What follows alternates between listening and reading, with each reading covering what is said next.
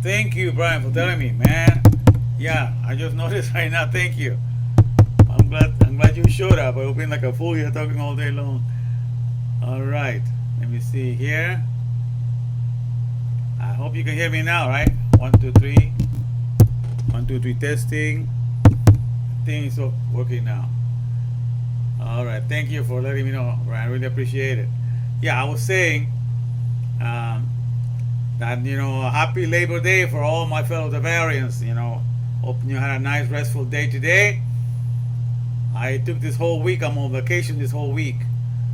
So today I had a lot of information that I wanted to share, and I wanted to start earlier, but you're gonna have to get going. Yeah, look at what we have here. Yeah, man.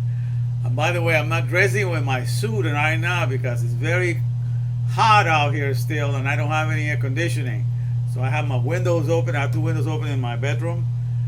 So both of them are running, are open, and that's my natural air conditioner. So I cannot afford to be wearing my suits and tie. I'm gonna be too sweaty otherwise. So that's why I'm been dressing like this. That's why kind of cool, stay cool off this way. I'm still gonna be sweating after I finish doing this, but nonetheless, that's what I'm doing. But let me try to share this here with the group. Let me put it in here.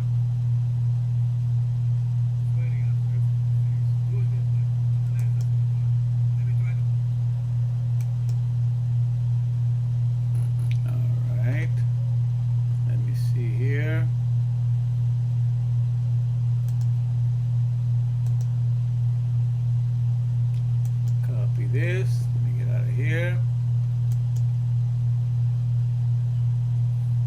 All right.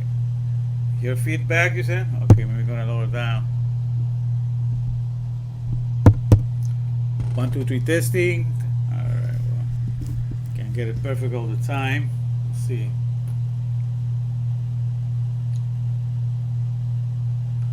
All right. Let's see. Let me go back here. Now let me share this.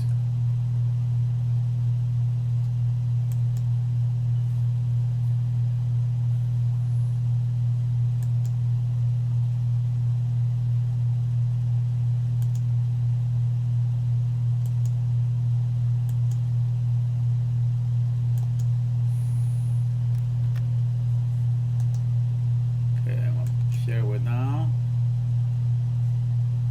Here we go.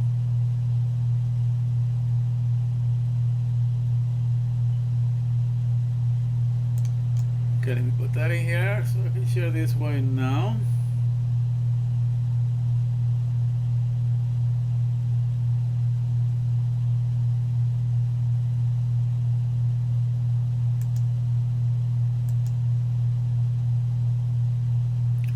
Let me see, here we go.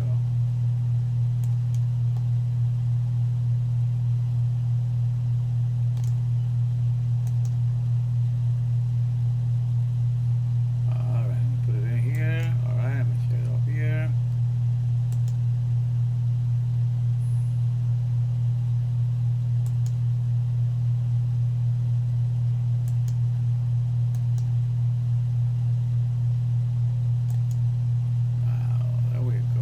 That part in there, all right.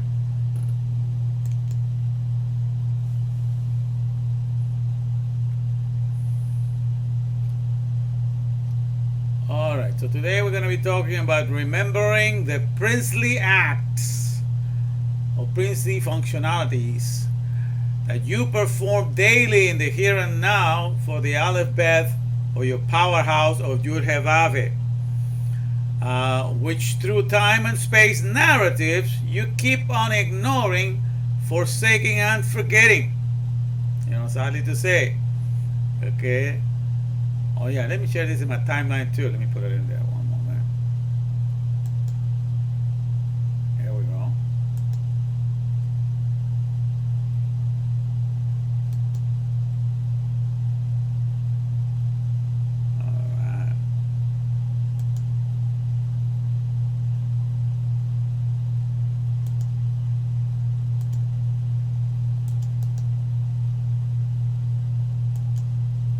Okay, I think I got it now. So, let me see here. So remembering the princely acts you perform daily in the here and now for the Alefbet, which also represents your powerhouse of Yhvh, which through time and space narratives you keep on ignoring, forsaking, or forgetting. Because according to Jeremiah 3:19, what God wants you to do is to do what you remember when you saw the movie The Matrix, and in The Matrix, when Neo was able to see that everything was code and all the green letters moving up and down, and he was able to see that everything is coded. So that's the whole idea. That's really nothing new for The Matrix. That's something that God has been wanting for you to look at, that at life and everything that He has created that way. And it's not a boring thing. It's not necessarily that you're going to be seeing letters, but you're going to understanding meanings and definitions and how He's running everything. So it's to get into the idea of getting into meanings and definitions. In other words, don't just go for the sound of the word and do better, no better than a parrot. A parrot, that's all they can do, your sound words and stuff like that. But you and I have the capacity to be into meanings and definitions and to understand how God runs everything behind the scenes. And that's, as a matter of fact, that's the reason why we're hired to work. In any company you go to work, you are hired there to learn the meanings and definition of the products and services and know how every product and service is rendered behind the scenes of the customer. The customer only gets to grab it, to use it, abuse it, and enjoy it. But you are the producer behind the scenes because you acquire the meanings and definitions of all manuals, hand manuals, and then you're able to render and know what happens behind the scenes to assemble it and put it into order. That's the whole idea. So whenever you're going to work in the here and now for anybody else, that's all you inherit. You inherit the meanings and definitions to render a product and service. That is unavoidable. That's just how it is said. If you're going to triumph or earn a living in the here and now, I'm not talking about the future, in the here and now, every manual is written for instructions for the here and now. How to connect this, put this together with that, render this service this way. Everything is told to you in the present tense because this is where you have to function correctly to render the product or service. So all the manuals, all the books that make the most money for all the economies of the world are not the bestsellers of fictions or the bestsellers of things that take the narrative of time and space to be told to you, but are the manuals that are the ones that are sold the least.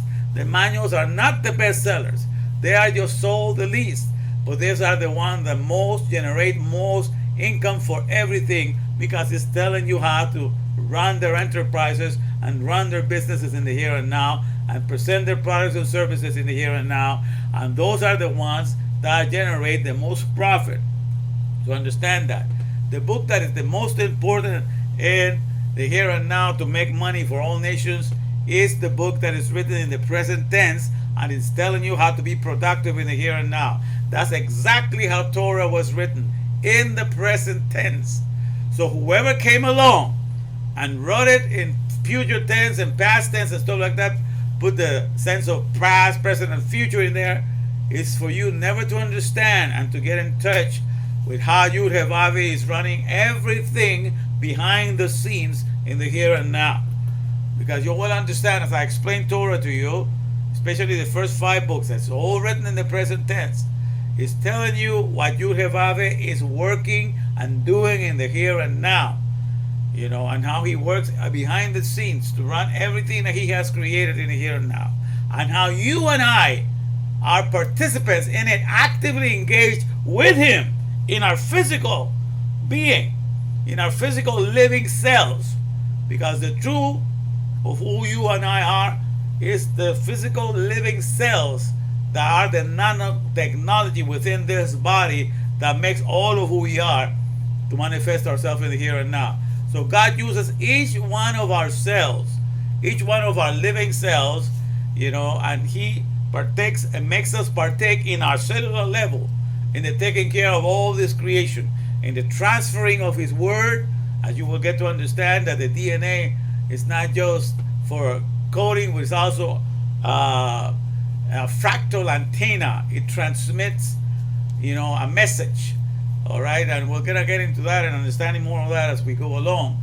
And I want to share all the things from people that are discovering that nowadays, because they thought by the end of the 99 that they will have the genome figured out and they can just take care of all diseases. But they're finding out that the genome or the DNA is nothing yet. It's not just a code, but it's also a transmitter. It's also a fractal antenna. We're going to study more of that and understand that there's more to the DNA than what we thought we have figured out. So all these things are happening nowadays. So we're coming to the age of understanding all these things. So we are in the best of times right now. Let me get you here to my THRU window here. Let me see what I'm doing, so I can see this thing is working correctly. All right, let's see. Let me put this down. I can share this whole thing with you guys here. Alrighty, let's see. Here you go. All right.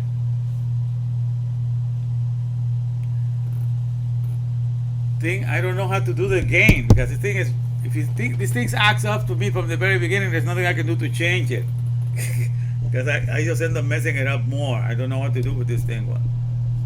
So 1, 2, 3. See, that's the thing. I don't know because I cannot hear myself, so I cannot test it.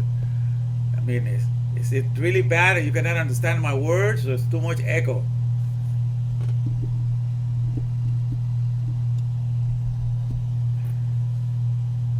Because I don't know. Like I said, 1, 2, 3 testing.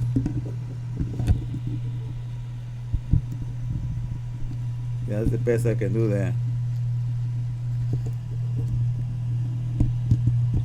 I'm moving a little bit here. Is the gain getting any better? 1, 2, 3 testing. 1, 2, 3. Getting worse, it's getting better. 1, 2, 3 testing. 1, 2, 3. 1, 2, 3 testing. Oh, can't tell. I can't hear you. It's just that the humming is really loud. I have to turn your volume low. I see it. There's a humming going on, huh? Oh, wow. Nothing more I can do, I can say.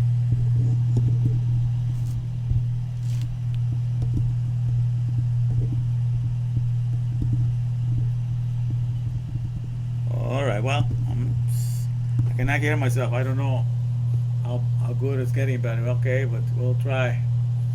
In any event, okay, let me see here. The same. Okay, which is nothing much I can do. I just have to go with it. Yes, I hate this thing. Some days it just acts up on me, like today, guys.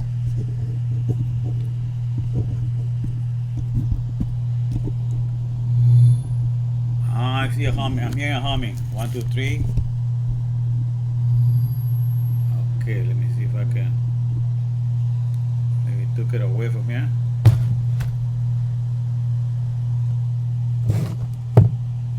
Speaker from here.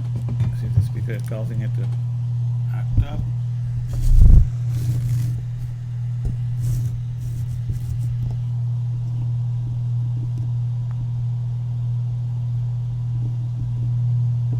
Let me see something.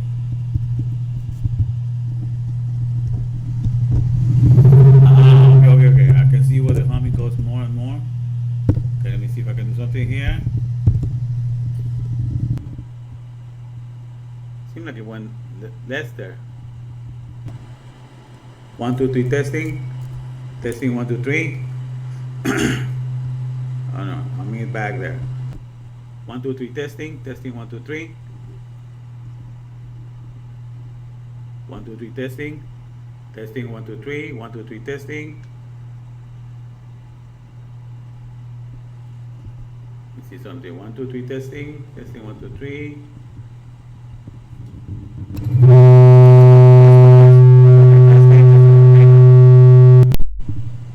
1, 2, 3 testing. 1, 2, 3. 1, 2, 3 testing. 1, 2, 3. 1, 2, 3 testing. 1, 2, 3. At least I don't know if this is the best one so far. Is it getting any better? Or it's more echoey. Thank you for your patience. Alright. It's better now? Right now? It's better? Where I have it right now in this setup is better? Not too much? Hum? Okay, I'm gonna leave it there. You say it's better now. Alright. So we're gonna work with that. Put it down a little bit. See? 1, 2, 3 testing. 1, 2, 3 testing. 1, 2, 3 testing. Testing 1, 2, 3. Okay, the humming is a lot lower. I got you. Okay. That's the best we can do about the humming, I guess. We're gonna leave it like that. Thanks for guiding me, Brian. I appreciate it. Alright, we're trying to do our best with this thing here. Alright. Okay, so let's see where we were at. Okay. So like I was saying, you know, we're trying to understand, you know, the best way to understand the Torah is to understand that it's written in the present tense. Okay? And then that's one of the reasons I did not went and join the shul right away. I was thinking of going to a shul. I mean, that's when you go to a Jewish synagogue. I'm trying to understand and learn from them. But when I understood that it had been translated in the past, that they, you know, that they put it, that they have told their narrative in time and space, then I realized I better study this on my own. You know, and that's how I started to study the scriptures, the Torah and the Hebrew, you know, in the here and now. And that's when I was able to discover and discern, according to the, you know, to the key to understanding the Torah was left by the three writings, you know, three writings of Solomon. Solomon wrote 3 books. The book of Proverbs, the book of the Ecclesiastes, or Kohelet in Hebrew, and then the book of Song of Solomon, Song of Songs. And so each one of these 3 books is dedicated to understanding that everything in the Bible God is communicating with wisdom, understanding, and knowledge. And that's why they call the Jewish people the people of the book. Okay, but it's basically the Torah that you need to understand, because in the Torah you understand how God is operating and how He's activating each one of our cells. He's taking care of each one of us from the cellular level. And then you're able to connect all those things. You're able to connect the dots. Everything that says in the book of Numbers about the different numbers of the tribes and the 22,000, the Levites that were at the time counted. You understand that that's a functionality that is taking place. The Levites were the joiners, were the priesthoods. You know, the brokers that stood within God and within the people. You know, they do the service within God. So it's like a working directly for respiration. And so there were 22,000 at the time when the book of Numbers was written, you know, when they were counting everybody that was there. And then when you begin to understand, that's a number that is written there for something that's always 22,000. Now, in the here and now, you know, in the here and now, where is this phenomenon when the 22,000 joiners, the ones that work directly with respiration, which is the meaning of Yhvh, and to us, the people, and they're the ones that are the mediators, you know, bringing the benefits of the air, of the respiration, into our body so that we can stay alive. And that's the number of breaths that we take every day. We inhale, we take a total of 22,000 breaths every day. So that's what is happening every day in the here and now. 22,000 breaths are what is taking care of the body of flesh. This body of flesh is the temple of the Lord.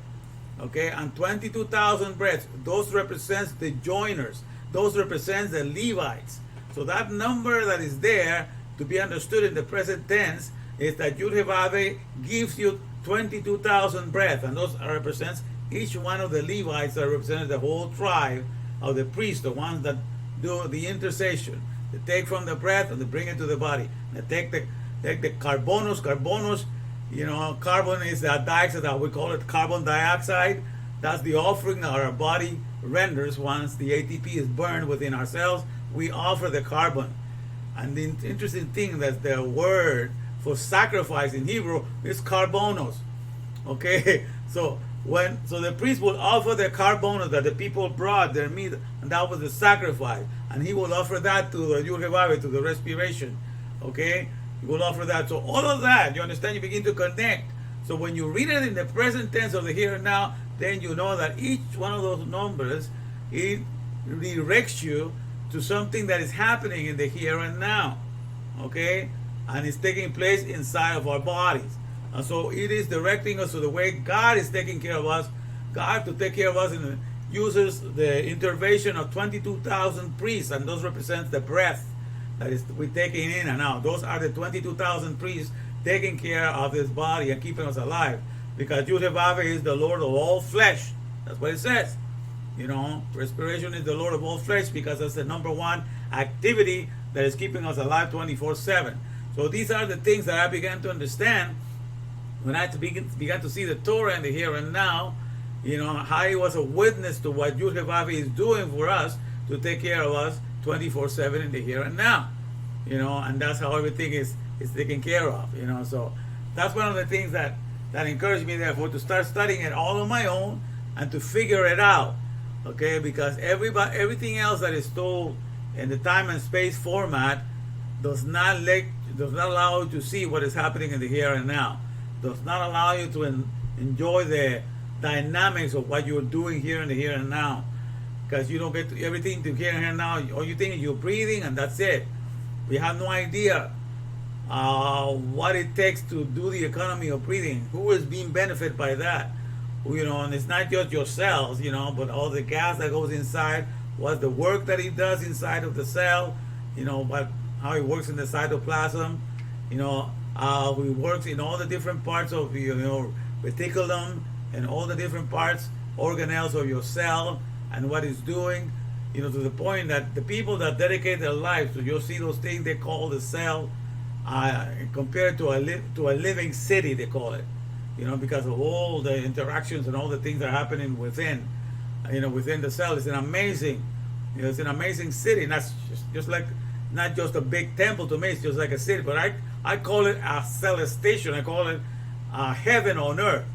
So, because, you know, it does everything, you know, to maintain the life of all of us. Each one of ourselves is a little heaven. Also, when God made you and I, we were made of 33.2 trillion little heavens on earth.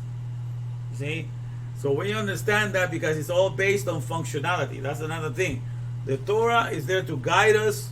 The alphabet of Torah is there to guide us because it's for the here and now. What does the alphabet of the manuals of the company that give us to work in the here and now?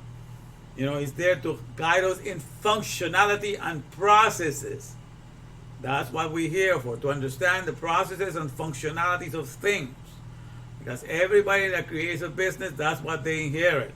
They inherit the care of the processes and its functionalities. And so it says in the scripture as well, the first thing that God began to create with sound, and God said, that means that God AMR, and God made a sound. And that sound is be light. Light be. You know, let there be light. And light is.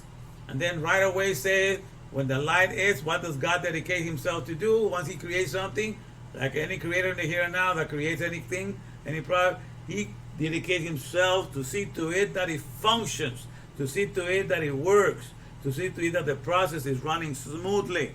And that's why it says, God says, light be, light is, and God sees to it that is good, sees to it that it functions. God sees to it that it's processing well. That's what we inherit. And everybody that hires us, once a product or service is made, we are there to see to it that the process is working fine. We are there to see to it and supervise the processes, to see to it that it functions. That's what we inherit, the language of Tub. So it's all about processes. Now, science is barely trying to catch up right now, you know, with understanding. That's how we need to understand how things take place in the here and now. Let me see if I can share with you a little bit You know what this? I think I have something here for that. Organisms are not made of atoms. Okay, let me share on this one. Organisms are not made of atoms. Let me bring this to the top first. Okay. Then I'm gonna put this in here. Okay. Organisms are not made of atoms. Let me see if I can get it. I'm even gonna be able to hear it. All right, but let's see. But it's talking about through science, they have been doing everything by the way, by studying the things, the way things are made and put together. You know, what's the ingredients that are made in. But that study something that is not in the process of functioning. So they don't study functionality of things. They use the so-called science of our time just looks to things that are dead, you know, and they're dead in the laboratory and they're not living, so they just cutting it up and see this part and name this part of it, so it has this part in it. But everything is dead because we only deal with dead things. But in the Bible, it's dealing with the process of the living. So there are certain processes that have to take place. So it looks at the processes. So it's all driven by process entomology, understanding the names and naming the processes. While dead science is substance entomology. They want to understand what parts it has and what the name of the parts. So science is about barely changing on that right now, you know. But with by reading Torah, I understood that you have to focus on the processes. That's what you inherit in the here and now. Just from everybody that creates something, there you inherit. When they ask you to work for the company, you inherit the supervision of the processes. That's all you inherit. And that's the same with God. If you're going to walk with Him, you know, and see with Him, you're going to see the processes that He is doing, and how because you are His cell in which He's working and creating these processes, you will see that you also partner with Him. So the only job that you have to do with God is to see what He's doing, you know, to behold and to boast about it. Once you get to see what He's doing, then you can brag about how He does it. Because no other corporation does it that way. In a corporation, with the brick and mortar is, you go there to do everything for that corporation. You're the fresh breath of air, the fresh breath of air that goes in there and keeps the product alive, keeps everything moving. But in the cell, that's the manufacturing place where God Himself, the breath and moisture of God, goes in there and He does all the work. So you're only there to behold and to brag about it. All right? Because that's all the workers of God, because He does everything. All you do is, you know, to see and speak, behold and boast about it. Okay? That's why you're supposed to be angels. That means you talk about it. It used to be seers or watchers. You're looking at it. That's all you do, because God is doing all the work. But if you do not see the Torah being open to you in the present tense, you will not be able to see that. You completely lose sight of the whole thing. But this is something I'm going to play to you so you understand what's going on with these people. Let me see, I hope he's...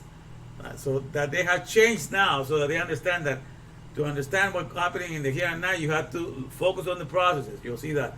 And that's the functionality. We're going to play this a little bit, a couple of minutes. I hope you're able to hear it. Let me see. You know what? I had a little ventilator fan going. Maybe that was making some of them hum too. I took it off right now. Let me see, because it's kind of hot. So I took it off, so maybe that'll bring down the sound. Let me see here. Godfrey Smith lumps these cases into another class of entities, which he just called organisms. This is a fine solution, but biologists are still pretty unsure of how exactly to define what an organism is. Some even argue that no definition is possible at the moment, which we'll dive into more depth in the future. So that leaves us with a nice set of objects to analyse, Darwinian individuals, and a hodgepodge of other things. On top of that, we have left behind something from all this philosophy from before, particularly the Buddhist idea that the self is impermanent. In this Darwinian framework, we are suddenly considering bees and sheep as permanent entities again, which leads, as we saw, to the ship of Theseus paradox. To bring everything together, we actually need a significant mindset shift. Up until now, we've mostly looked at individuals through what they are made of. That is, we've taken individuals as collections of stuff and investigated the properties of that stuff to determine what an individual is. This is known as substance ontology.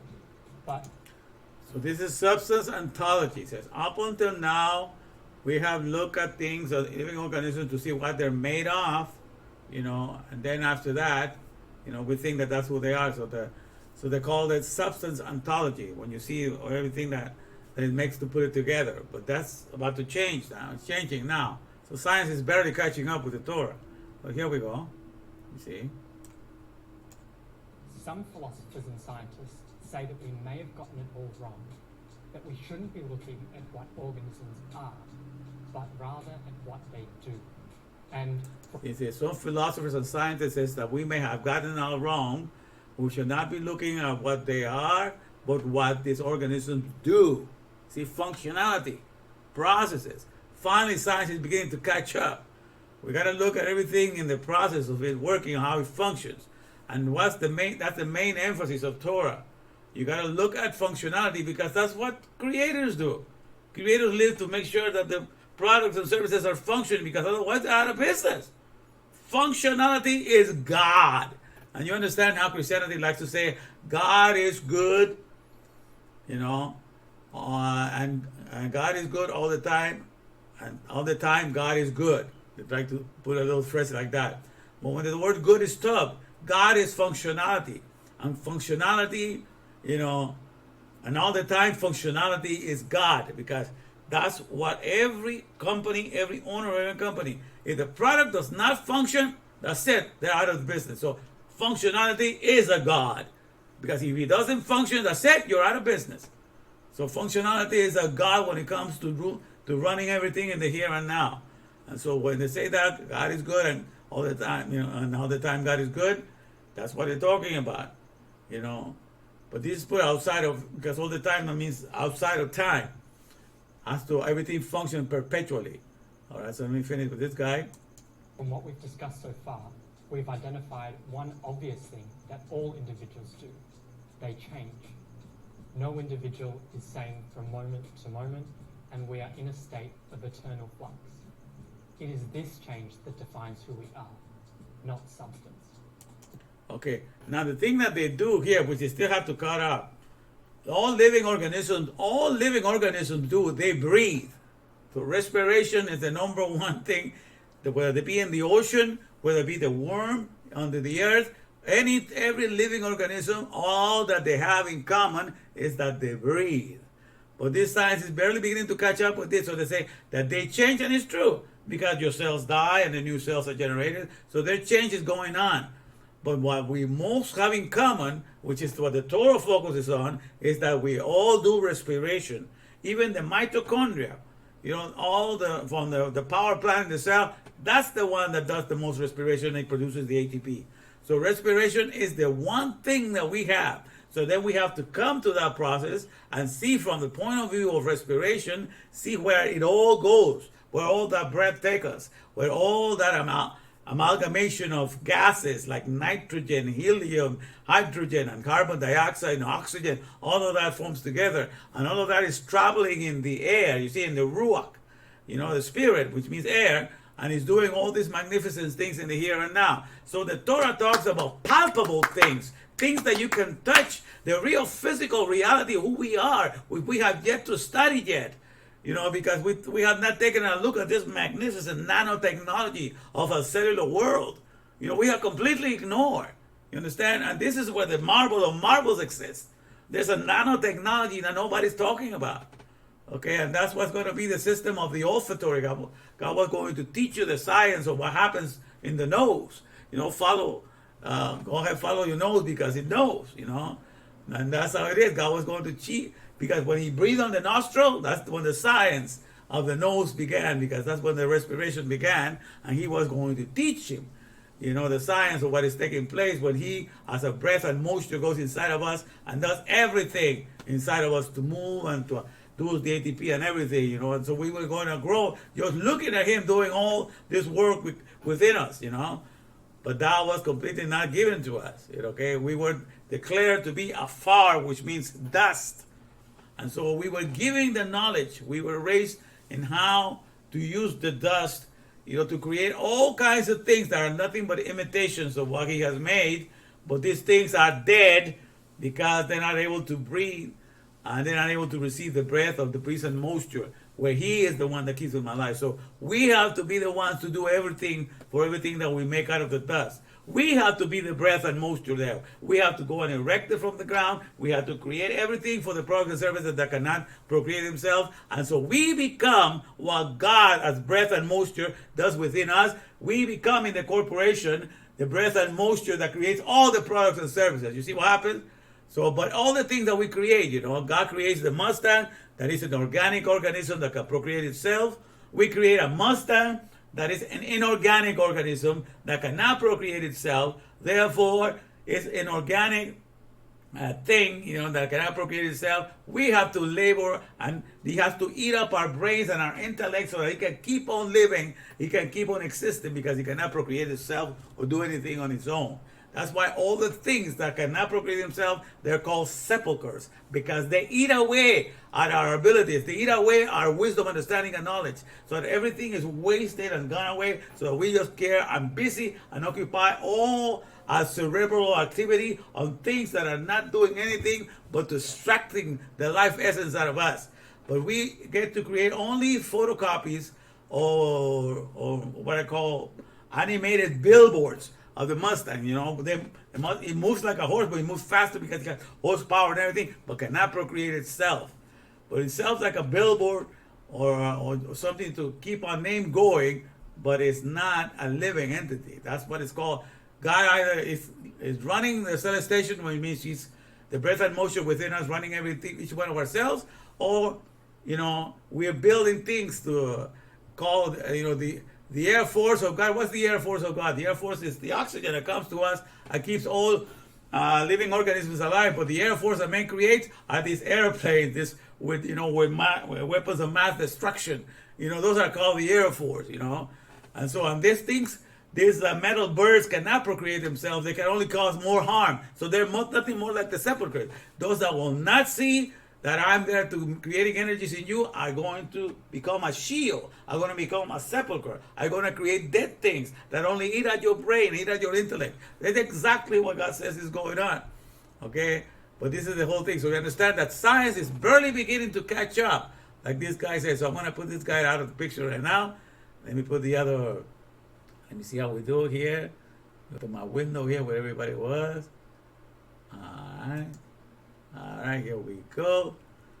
Alright. Alright, the hammer. Okay. So it was, I have a little fan here, that was, because it's kind of hot in the room. I had it on, and I realized that I should have turned it off from the very beginning. So that was causing the hum. Man, I'm glad we persisted on that. Alright, that's cool. Okay, let me get back to what we're talking about here. So, let me see. All right. Okay, so these are the things that we need to understand. Okay, so so when I'm this month is what I call the month of Ab. This is the day 29. Tomorrow is going to be day 30th. The last day for the month of Ab is tomorrow. But today.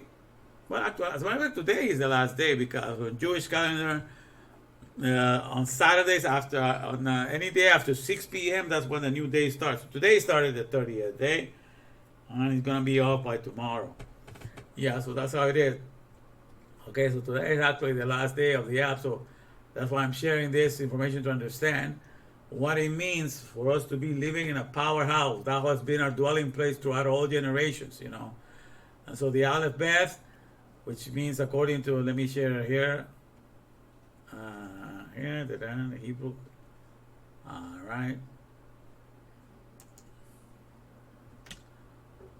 Aleph, okay, which is the picture of the ox, which means for strength or to leadership, and the Beth, which is like a floor planning. There's actually a picture of a tent. The bed is a house, a container. So interpret a family or a house or a container to put something in. So you want to translate that. Alefbet means a strong house, or to have a strong family. And these two words together, alphabet means father. in Hebrew, because in Hebrew it's all about function. It's not just me taking the name, I'm going to be a father. No, can you provide for your family? You know, do you have like a strong warehouse? You know, so another way of translating alphabet would mean a strong warehouse, because the warehouse is a place for the whole world to come and get some goodies. So if you have a strong warehouse or a strong house, you know, and that's the same thing with Egypt. Egypt is the one in the Bible that competes with the things of God externally, because Egypt has what is called the Pharaoh. And Pharaoh, the exact meaning of the word Pharaoh is the same as Alefbet. Pharaoh means big house. It's the meaning of Pharaoh, big house. Okay, you know, so all governments in the world copy the same thing. They all have a White House. They all have like a government house. So all companies in the world, all the nations in the world have what is called the equivalent of a Pharaoh, a big house. We have a White House, and all the other governments have a governing house. You know, even the little towns have a town hall. Everything has a little, you know, picture of the alphabet, because it's a place that's supposed to have the rules that take care of the whole town. So whenever something is housing in things that will take care of the whole, that means a father. Like, it qualifies to be a father. So all these things, that's how Torah teaches you. So everything is about what is happening in the here and now. Okay, so we have gotten to the point now that everything is now what I call it can be sent with EMF, electromagnetic frequencies. You know, with the sound. Sound is able to rule now, and sound is the one ruling now, because we finally managed to put those big towers, you know, with the G5, G4, G5, and those, all of them sending all these frequencies, electromagnetic frequencies, for telephones, for all kinds of companies. They're using all these electromagnetic frequencies. And so this is the last thing of the era right now. We have come so that everything can now be can be run. Everything is run by sound. Okay, you understand? Everything is supposed to be in the clouds, right? I mean, the cloud technology, which is not necessarily named cloud because everything is in the skies. The cloud technology is never going to be on the physical sky, you know. The cloud technology, all these clouds that they call the cloud technology, are way deep inside some basement, someplace in a building, you know, and they have to have a lot of cooling systems there because it gets hot running all that information. So all the servers that is called the cloud technology only have the name of the cloud because of its functionality.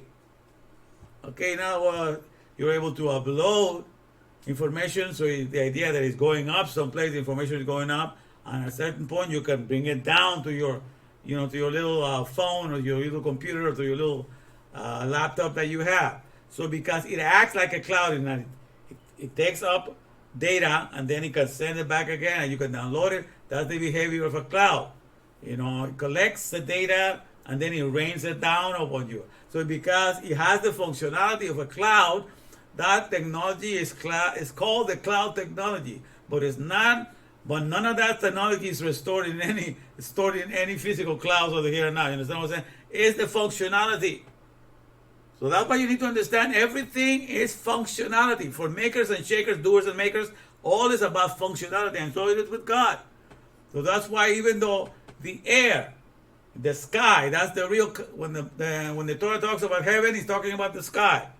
You know, the sky that we're familiar with, where the clouds are, you know, where the water gathers into the clouds.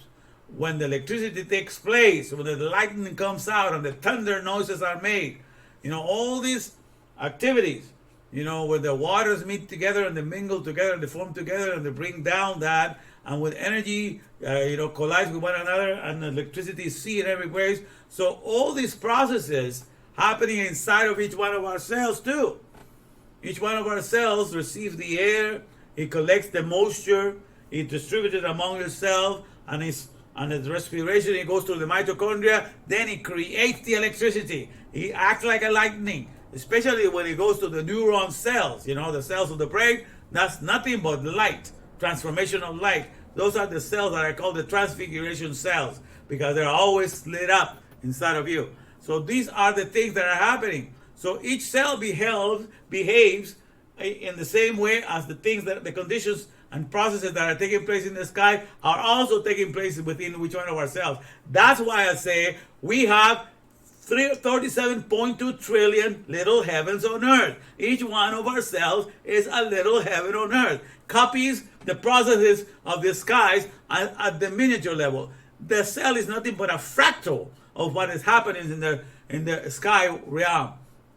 We get that process to happen again and to reoccur again in each one of ourselves. And everything in creation is nothing but a fractal. A copy of what is bigger appears in something that is smaller. As without, so within, as above, so below.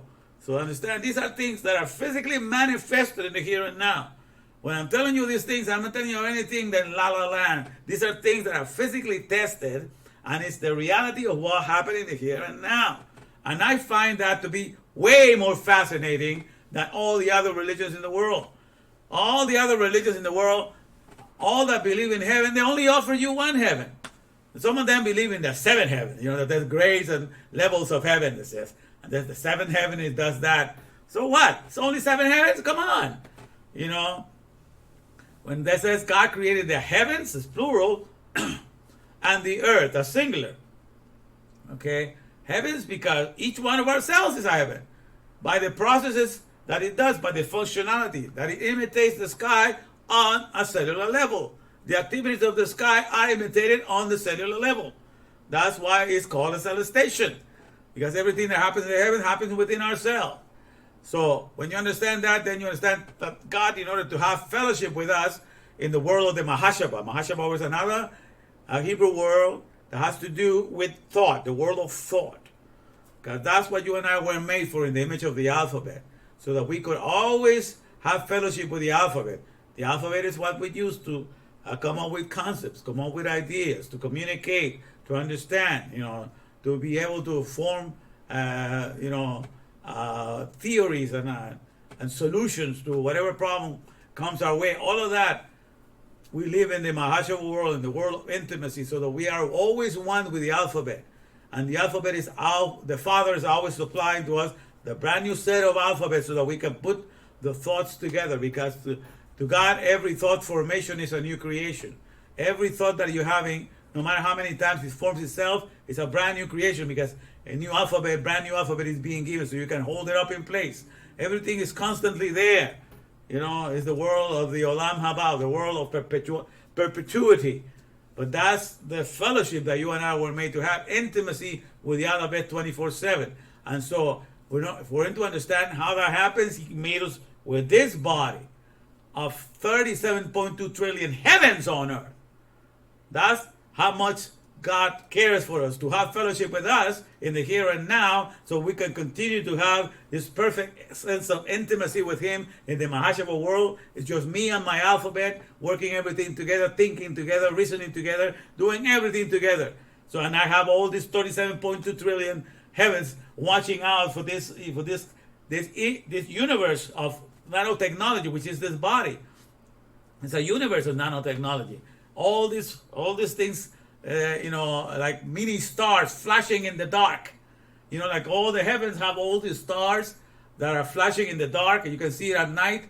So our whole cells inside of our whole body is nothing but a dark. Inside of all the cells live in the darkness of this body, because there's nothing linking it up other than the cells themselves, especially the neuron cells. Those are the ones for the brain. Those are lighting up all the time. So inside of each one of this container of darkness, because each one of our bodies are containers of deep darkness, but the cell lights there like a little star in the heavens in the Yhvh. You understand? All this universe that we admire outside, all of us, we are a fractal copy of it in this body. Hallelujah! You understand the magnificence of that? No other religion can come up with that tale. Everything that the religions have come up with to tell you, to explain who you are and what it takes for you to have fellowship with Yhvh in the here and now, they have yet, to come up and say what I'm saying to you today, to understand this marvel of marvel that is taking place. So all these other things, they just give you one, like I said, two, or maybe seven heavens to take care of. And people are willing to exchange and never realize the fractality of the heavens that are taking place within here and now, just so that we could have a fellowship in this universe of darkness, which is the inner part of our bodies, which is all the things that are taking place. Okay, all the living stars, each one of our cells is a star to God. You know, it memorizes the DNA. You know, that's 6 billion bases. You understand? 3 trillion bases of the ACT letters of the DNA, ACT, act of God. Each one of those reads that every second, every time that we breathe. It's reading all that code. So each one of our cells is a star to God. It's an erudite. It's a wise, pancreas builder. It's a wise liver builder. All our cells inside within us, they have a purpose. The stem cell is ready to learn whatever needs to be in any part of the body that is missing. So wow, what we have going inside of ourselves, we are magnificent. You understand? And that's all part of us. There's not such thing that the one cell, one sperm became to the ovum, and then you forget about yourself. No, everything that was created after the one sperm got with the ovum, all of that is you. It's you and I too. Okay? And the breath, which represents Yhvh, the breath, he has a count of each one of our cells, because each one of our cells needs to get that respiration, needs to get that Yhvh experience, to be useful, and to be a partaker of his kingdom of creating and propagating other cells and everything else that is in the organic world.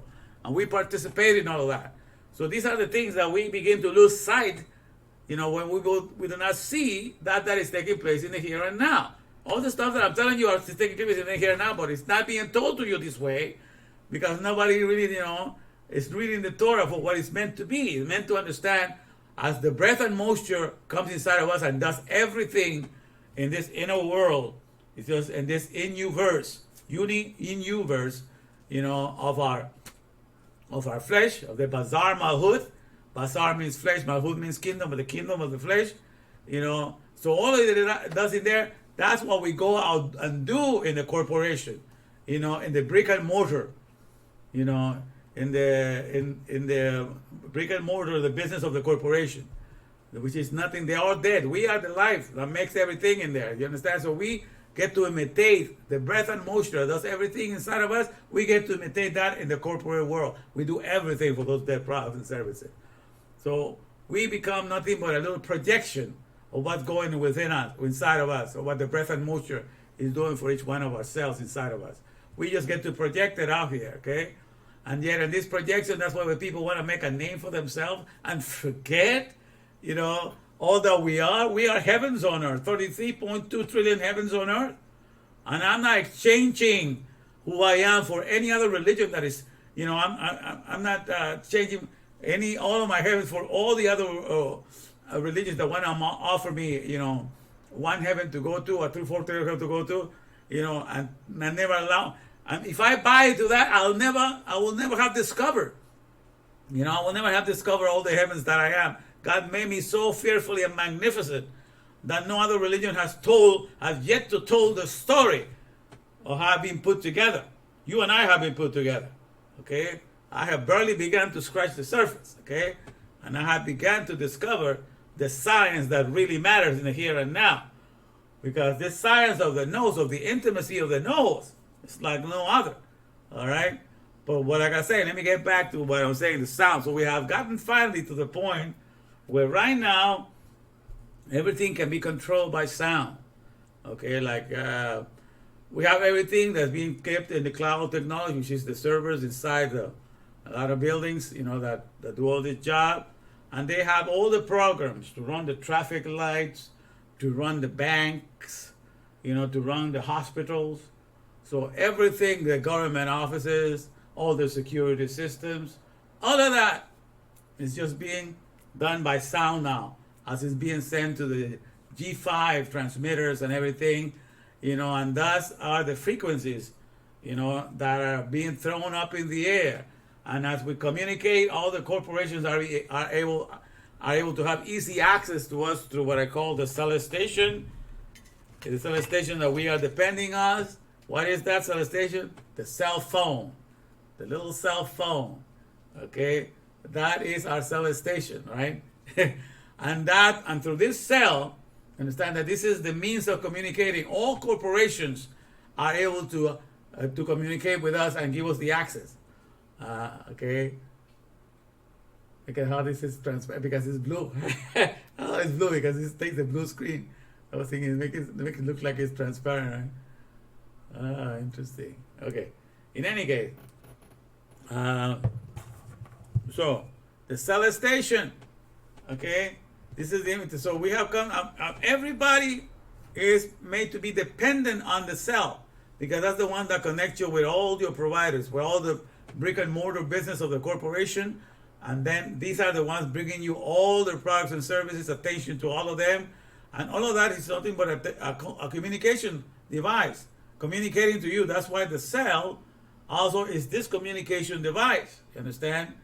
But it's transmitting the Torah. It's transmitting the language that God is using to take care of each one of your cells that is being taken care of by none other than the one who made it. In order for us to run the corporations, to make bicycles, make monitors, make all these things that keep going, we have to put everything in our Mahashaba world, in the world of thought, and store it there and go and make it work ourselves. So everything at the end of the day is nothing but the thoughts that are stored within us that we are projecting into the dead things, into the piles of dust to shape them into whatever little thing we want to make them. But at the end of the day, the things do not make themselves. So at the end of the day, the real motorcycle is the knowledge that is within us. So we are the motorcycle. We are the car. We are the monitor. We are the dishwasher because it's stored in us and we bring it into fruition. We make it happen. So do not get fooled by any building or anything that's made out of things.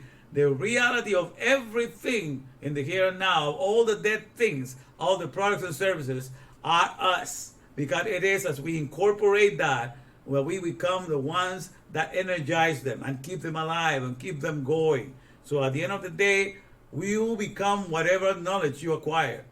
You become a motorcycle if you know how to make motorcycles. You become a car if you know how to make cars.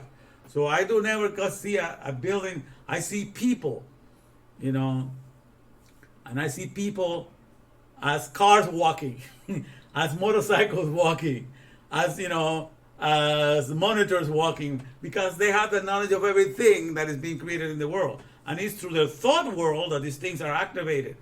But are things that we have within us. We don't have to think about the pancreas. None of us, no human being has to think about the pancreas, but yet the pancreas is working. So who is the one that is thinking about the pancreas to make it work and sending the right communication to make sure that it communicates with everything else? Because we know that if in the world of the corporation, nothing will exist if we are not the one thinking about how to make it work. But yet we have a lot of things within us that are working without us thinking about it. So somebody else is thinking about it. Somebody else is taking care of it. And it's through the sound, through our ideal sound. Because nowadays, when I tell you that it's through sound, to electronic, to electric, magnetic frequencies that you can take care of and run businesses and communicate with everybody across the world, all of that with EMF signals, all of that, the power of sound, that's when we need to Shema and pay more attention now. Shema is to listen. That's the only thing, the prayer that they do twice, Shema, O Israel, listen, pay attention, be focused. Because we are supposed to be listening to the one that has been speaking and taking care of the pancreas, taking care of the liver, taking care of our, of all of our organs, and taking care of all of this. And we need to open up our understanding to see that this is what the Torah is trying to make us understand. That just as we are barely catching up, we all did it backwards. God begins with sound. He speaks and light comes into existence. The first thing that is manifested in creation is sound with God. And from that sound, light emanates, and then he speaks again, and jungles are formed, and then sound comes out again, animals and fishes are formed, and all these things are coming because of sound. So sound is the maker. Amar is the maker of everything. All right? And so we start backwards. We became dust, and with the dust we began to create products and services. Then we continue to pulverize the coal, pulverize the lithium, pulverize all the sand, and we created electricity out of the pulverization. So we created the house of powder, the powder house. That's what we live for. You know, with the powerhouse, we create all kinds of inanimate objects that can procreate themselves. And at the end, we are using now sound. We come into the one, so we're competing with the electronic, magnetic frequencies.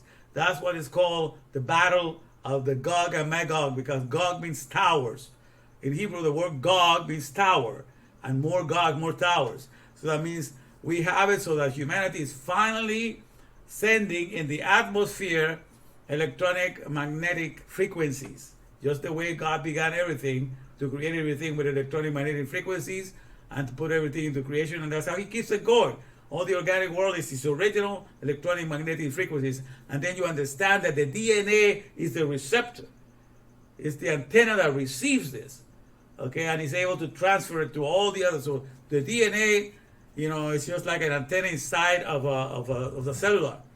That's how the cellular is basically there to communicate the brick and mortar corporation through EMF, through sound now, and have us be aware of all the things that they have available for us. And so that has been happening from day one. I want to give you share a little bit of that here. We're understanding, let me see here. Oh yeah, here we go. DNA does what? It says here, this one, okay. Let me see if I can put it here.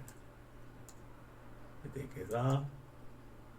So DNA does what? Is your DNA an EMF antenna?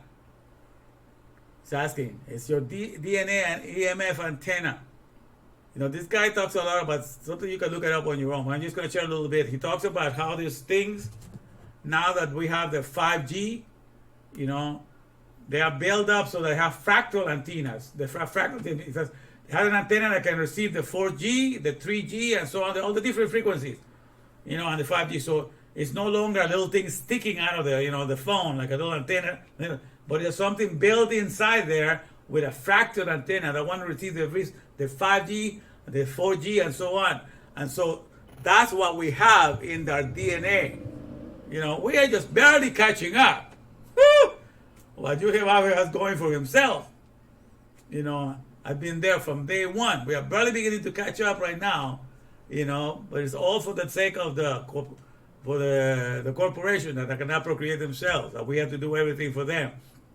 Okay, but let me share a little bit of this so you understand that this is what what really matters here. So the DNA does what? Let me see if I can put it here a little bit. Start a little early. Cell stress response. Okay, it's tangled, but it unwinds and winds just effortlessly and is never actually knotted up. What I thought of was actually a computer chip, because you have parts of the DNA depending on the configuration. Because first of all, it's constantly in motion, apparently.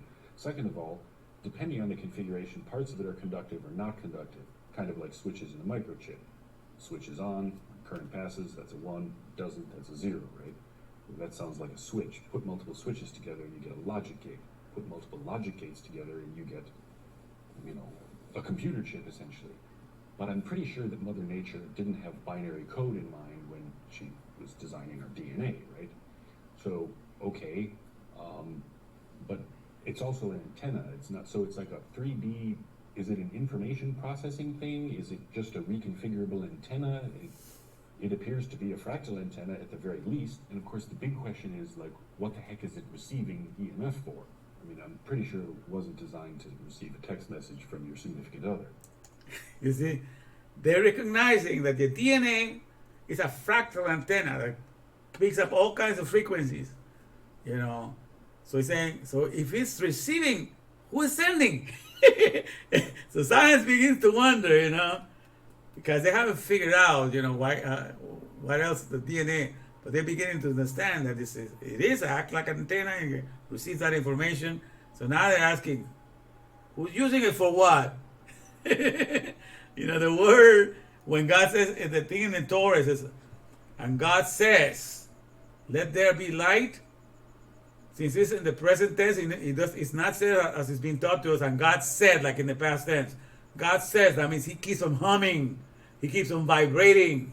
He keeps on sending the message. he keeps on sending the frequency, and that continual frequency keeps on generating the light. That continual frequency keeps on generating the jungle.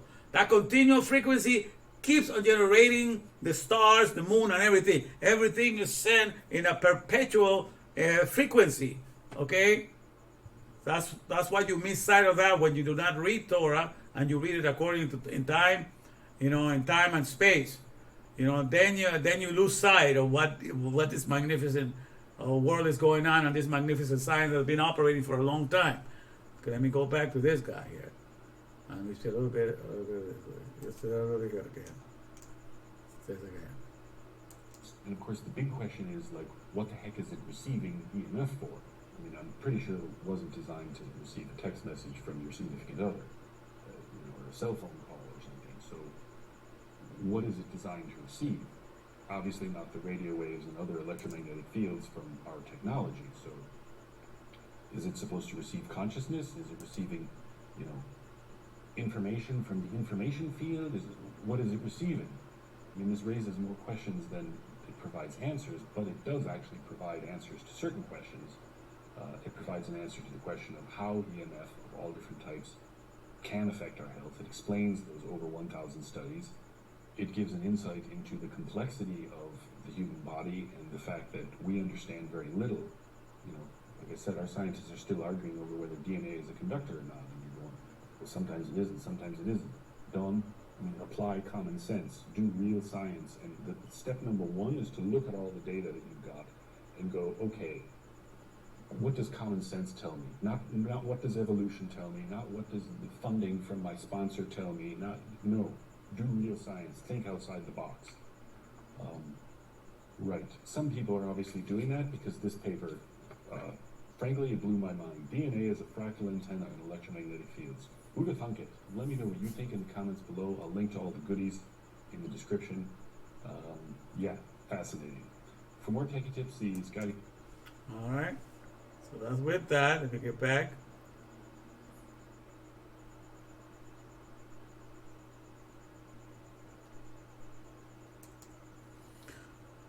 So you can see, this is what's going on. Yeah. All right. Let me see here. How we doing? All right. Okay. So these are things that we began to consider. That the alphabet. So God creates everything through sound. And scientists are discovering that through sound you can make things levitate. You can make pieces of water levitate. You can make objects levitate. All kinds of things through the use of sound. So frequencies have a great, and Tesla talk about that. If you want to know, the goodies of creation, you focus upon vibration, frequencies, sounds, all of that. It comes from all of that because God sent out sound. So all of that is there, but it's not like he said it once. He sets a frequency, and it's a frequency that is being sent consistently, and so everything is made out of sounds. Okay, and so these are the things that we are beginning to scratch the surface on, begin to understand what has been going on. So let me see here. Okay, so let me talk some more about this. Okay, so when let me put it here. Okay, so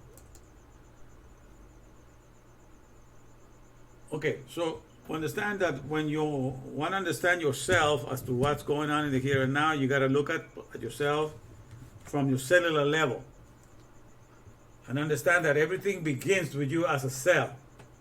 Okay, and a lot of religions comply with that, and they say, the moment of conception, when the sperm got together with the ovum, and then conception took place, and you became a zygote.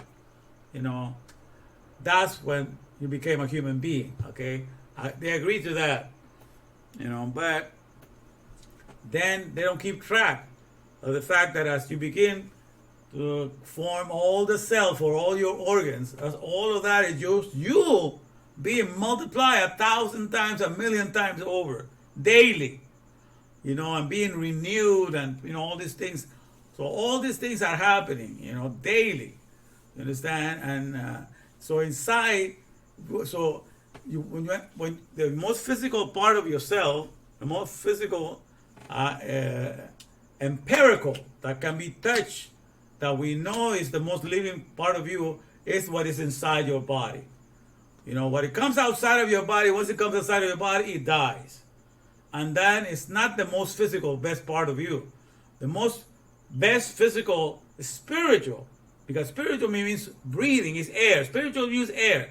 You know, I don't like to use the word spiritual because it has been corrupted by all kinds of religions that make you think the spirit has to do something with that is not in the here and now. No, the most abundant, you know, element in the here and now is air. The most abundant element in the here and now is ruach, is spirit. Okay, and we are breathing 22,000 breaths every day, every 24 hours. We are consuming that more than the food that we eat and more than the liquid that we drink. Why? Because we are mostly air, sustainable. We are sustained by the air, and we are sustained by the oxygen that is found in the air. So therefore, if our sustainability comes from air and from consuming air, we are air consumers. And we consume air with what? We consume air with our nose. So our nose is the biggest eater, the biggest consumer of the body. It's not your mouth. The biggest consumer of your body is the nose. Okay? Because it's taking 22,000 breaths. And because it consumes that, you know, the air then becomes the number one thing that to keep us activated, to keep us going. Okay? So then you gotta understand that each breath is there 22,000. He has to eat 22,000 times in a day because he has trillions of cells to sustain. Okay? So if all the cells that you have within you are able to eat from each breath that you're taking.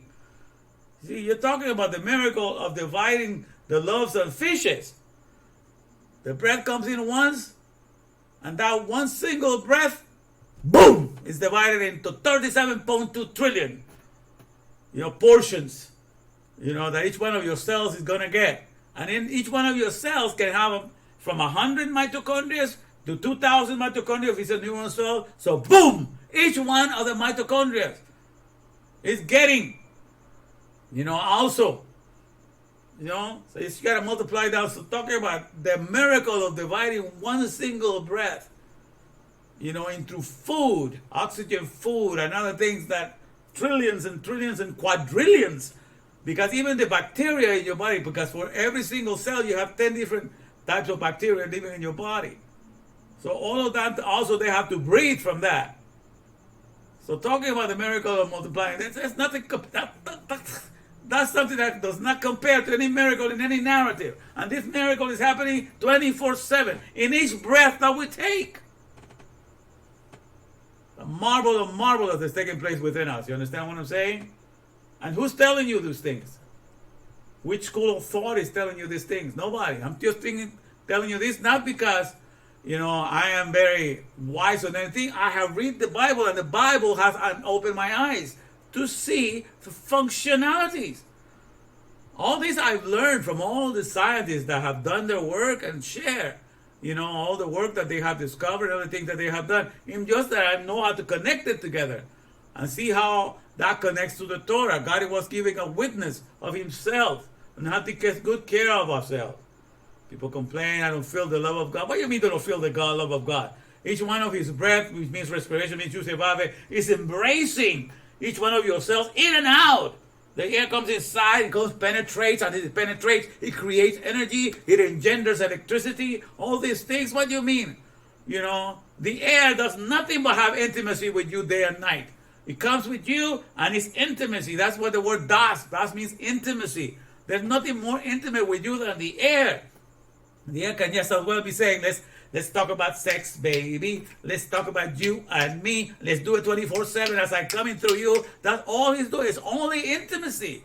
That's all that is taking place inside your body with the air. It's only having sex with the intimacy, with the air. Intimacy only.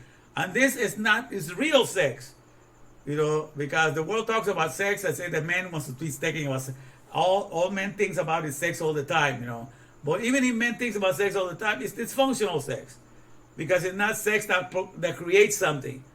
The penetration of the air in the cell membrane and penetration of the air in the mitochondria, as it breathes in, it gives birth to energies. It gives birth to ATP, to the energy that activates the rest of the body. So each penetration, each one, the air that comes in and penetrates you, it gives birth to energy. So that's a functional sex. It becomes intimate to you and gives birth to a baby. The baby is electricity. Okay? And now in the here and now, with people that have all this sex outside, but not all the sex is productive. Very few people use sex to procreate and make more like themselves. It's just to have fun. So all the sex that has to do in the here and now, with people just to have it, to enjoy each other's flesh and everything and not produce anything, is fake sex. Only God produced the real sex. And that is the intimacy of the air going inside of you every second and giving birth to energies, giving birth to ATP. With each penetration, God gives birth. That's why he asks you to be, I am a breather that breathes every energy every time I come, and I'm intimate with you, and therefore I want you to just do that. Just procreate more of you. Because then I'm showing you by my example that every intimate moment that I have with you is to give birth to energies. So now go and do likewise with this body. Celebrate what I show you 24/7. So there's nothing more intimate than the respiration the process of the respiration taking place inside of us. So it's for the sake of intimacy. So I don't understand when people say, I don't know where God is. So you can lose sight of who God is because you do not know the nomenclature, the language that points to who he is, as a physical entity in the here and now. There's nothing more physical to me than the air that gives life to all, than the air that we breathe in that gives life to all our cellular organisms in everything that has a cell. Everything that has breath, praise the Lord. That everything that can breathe, praise the Lord. That means each one of the mitochondria, all of creation, they are praising God. They're proclaiming his name. All right, so all of those things. So that's trillions upon trillions upon trillions. Septillions and septillions of septillions. You understand? All of that is taking place in the here and now. And for you to forget that, that's why you get to live in a corporation. In a corporation, you're only counted as one. So, that's just being counted like a tombstone. One tombstone. You only know your name, and you only have tombstone because you cannot speak. And unless your righteousness exceed that or whatever else all the other religions tell you, you're not in touch, with the economy that is running your Basar Malhut, the kingdom of your flesh in the here and now, and therefore you cannot speak of it. So when you cannot speak of something, you are dead because your functionality for what you were made to behold and to brag about what you're beholding. To see something that the alphabet is teaching you and then brag about what the alphabet taught you. But when the alphabet comes and teaches you the mechanics, the dynamics of the corporation, that's all you can behold and that's all you can brag about it. So you understand that's the power of the alphabet. So if the alphabet does not teach you the dynamics of what he does, of what the breath and moisture does inside of you, you're not able to behold what's going on and you're not able to brag about it. You're dead to that knowledge. And that's how God is. My people perish, or my people are destroyed. And the word is, my people are silenced. It's dama, it's to be silenced. Because if you were made to speak of some knowledge and you don't have that knowledge, you're dead to that knowledge. See? Yeah, that's why like rap battles is so that people can speak until the point that the other person is not able to reply. And then that person is dead in the battle. Okay, so when you have nothing to say about the dynamics of the breath and moisture working inside of your cells and everything like that, you're dead to that knowledge. And when all you have to do, or you've been trained just to speak, you be given the alphabet to speak of all that happens in the corporation and the brick and mortar, and that's all you can speak of, the products and services in the brick and mortar of the corporation. The places that you went to visit, all the dead tombs of the Taj Mahal of the Egypt, all the dead tombs, all the necropolises that you went to visit. You've been trained to live in the corporation. Corporation, you speak dead speech. You speak on behalf of the dead. All of that is also part of God's doing. He says, if you do not learn how to speak for the entities, for the energies that I created you to generate, you will learn how to speak for the necropolises. But all of that will be my doing. All of that, it says in Psalm 9:17, for the wicked shall be turned. The word turn is shown to be schooled. You shall be trained into Sheol. Sheol means school. You shall be trained into a sepulcher, into something that just drains the life of the intellect out of a person and does not know how to give the breath back to him. Because you know that we share with every breath that we take. We give enough oxygen. We get all the oxygen, and we only take 20% of that oxygen that goes into our body, and we share the rest of it with all the rest of the species around us. So our body was made to be a perfect philanthropist. It doesn't hug, it doesn't grab onto things that it doesn't need. It just shares with everybody else around you that is the organic world. What a philanthropist it is indeed. So all these things are taking place for you, but unless the righteousness for the soul is what is able to perceive and was able to proclaim. You're able to behold and you're able to boast. That's what a soul was made to be able to perceive. That means to pay attention, perceive, and then proclaim what he was perceiving. That's why you're such a great master to whatever alphabet trains you. So if the alphabet of the corporation trains you, you perceive what you need to be about in this world, and then you will proclaim that. I'm supposed to be here gathering products and services from the corporation, and so I'm going to live by those commercials and what they tell me to do. So all of that is part of what you do, okay? Because you're an excellent servant of what I call an excellent servant of the alphabet. There's nothing wrong with any soul in this world that was made in the image of the alphabet. But you can only go as far as the alphabet will take you. Okay, now let me share now so that you will know what I think of you when it comes to the fact of who you are, when it comes to the fact that you were made in the image of the alphabet. Okay, let me put it here. Ta-da-ta-da. Okay, on this one. Okay, let me take you here. It says, you are the alphabet's or the Father's powerhouse, auspicious booster. Auspicious booster is like a spark. You're the one that boosts the energy and does everything to make it happen. You have the energy. Auspicious means you're a successful booster. You are the Father's or powerhouse successful booster, Nebuchadnezzar. And I put here for Nebuchadnezzar, you understand what you're capable of doing. I like this big name because I can put a nice big acronym. As a soul that was made in the image of the alphabet comes and trains you, and according to what the alphabet gives you to understand, that's exactly how you're going to proceed in this world to behave. Okay? And so, if the Nebuchadnezzar, I put this as Nebuchadnezzar here, means that you are a narrative empowering builder, upholding creations, hosting all developments, nurturing emotional cessful zealousness, administrating regulations. This is all that you get to do, when you were made to be a soul that can take on the alphabet. Because you can take an alphabet, with an alphabet, what you can create and you can maintain. You can make and maintain things. And not only that, you can manage those things. You can keep them in your mind. You can develop feelings, and develop the right emotional attitudes to have with the things that you have made.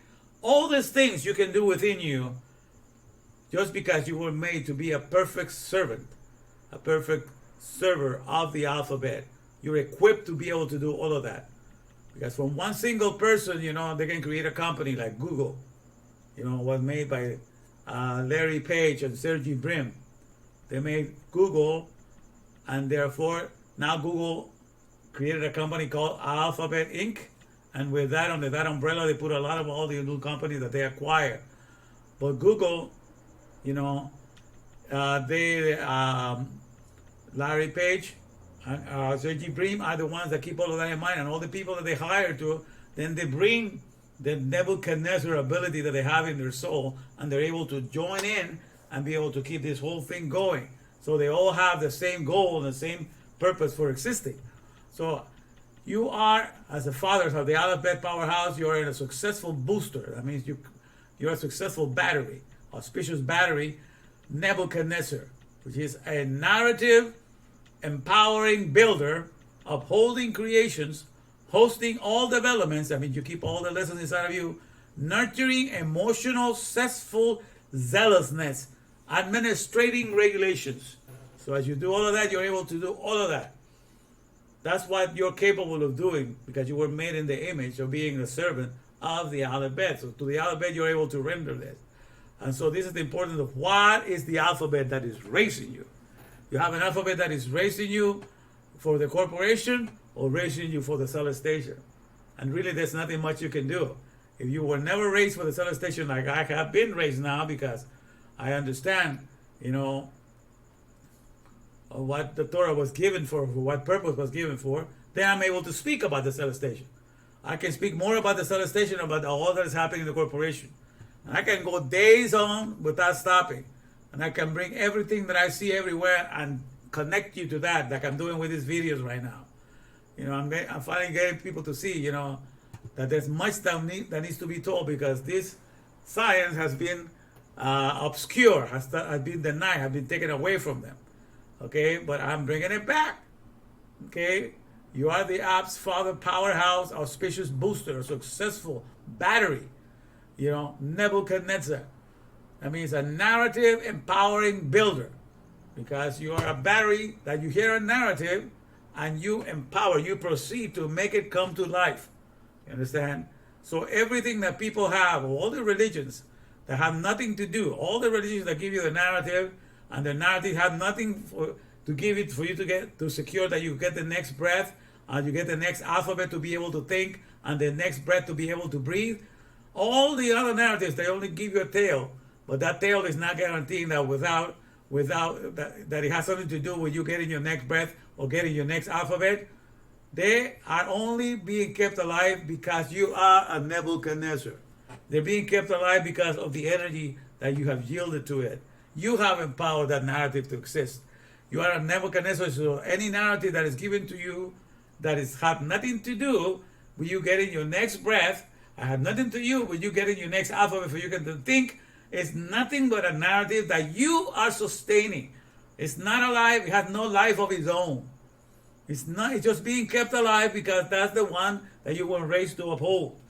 Even though it has nothing to do with you getting your next breath to stay alive in the here and now, or for you to get the next alphabet to be able to think in the here and now. All of that is Torah giving it to you. Okay? All of that is provided to you by Torah, by the Torah of the here and now, which I am preaching to you. Which tell you how things operate in the here and now. And so when you speak on behalf of the celestation, the things that you get to say, you're talking on behalf of your cells. You're talking on behalf of the respiration that your mitochondria are doing. You're talking on behalf of the 86 billion neurons that you have. And 86 is the numerical value for Elohim. Elohim, which is translated as God or gods, means powers or energies. Okay? So you understand that if you have 86 billion neurons, that means brain cells, that are the ones that lit up, and they have the most mitochondria of anybody else, of any of the other cells inside of you. It's a coincidence that 86, which means energies or powers, because those are the ones, the cells that are lit up, the cells of transfiguration, I call it, because every time you have to think or follow regulations, all the cells are lit up to understand and to communicate all over your body what's going on. So these are the cells of transfiguration. You have transfiguration taking place within your bodies. Your bodies of transfiguration are the neuron cells. See, that transfiguration that happens in Christianity only happened once, and it's not guaranteed that anybody else is going to have it. But in the Torah, it's telling you that transfigurations are happening in the neuron cells 24/7 with every breath that you take. And it's 86 billion of them that are the powerhouses, that are energies. And 86 is the numerical value of Elohim. Coincidence? I think not. You understand? This is the beauty of living in the here and now. The words that I speak are taking place. It's an abracadabrian language. I'm speaking what Yhvh is creating. Everything that I speak is backed up by the fact that it's taking place within me. It's not in some place in La La Land. It's the real intimacy of my words are taking place within me. You understand all the miracles. The miracle of Elijah.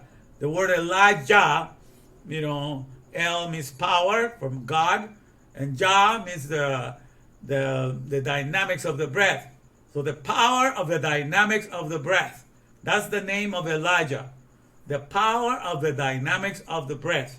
And the miracle that he did is a miracle to represent his name. He just did the miracle of how you are kept alive 24/7 in the here and now. Because his name means the power. El means power, and Jah means of the dynamics of the process of the breath. So his name means the power of the energy of the dynamics the energies of the processes of the breath. Okay, that's the meaning of his name, Elijah. And so what's the miracle that he did? He asked God to send power from heaven. Okay, to send energy from heaven and to lick the carbonos, the sacrifice, and to take it up to heaven again. Okay, so that's what he had. So when he asked God to do it, that power came down from heaven. It licked up the altar and all the carbonos, the sacrifice that was in it, and it took it up to heaven again. Okay, took it up in smoke to heaven. Okay, so that's the miracle that he did. So what is that? That's whenever we breathe in the air, the ruach. What is that? The oxygen that is coming in, that is power. That is energy that is coming from heaven, coming from outside within each one of our cells. Then that initial respiration multiplies itself in the 37.2 trillion, and then it goes into each one of the mitochondria in the cell. And then when they breathe, they get the power to transform it in ATP, and that produces what is called carbon dioxide. That's the carbon, and that's the carbon that is taken back out into the air.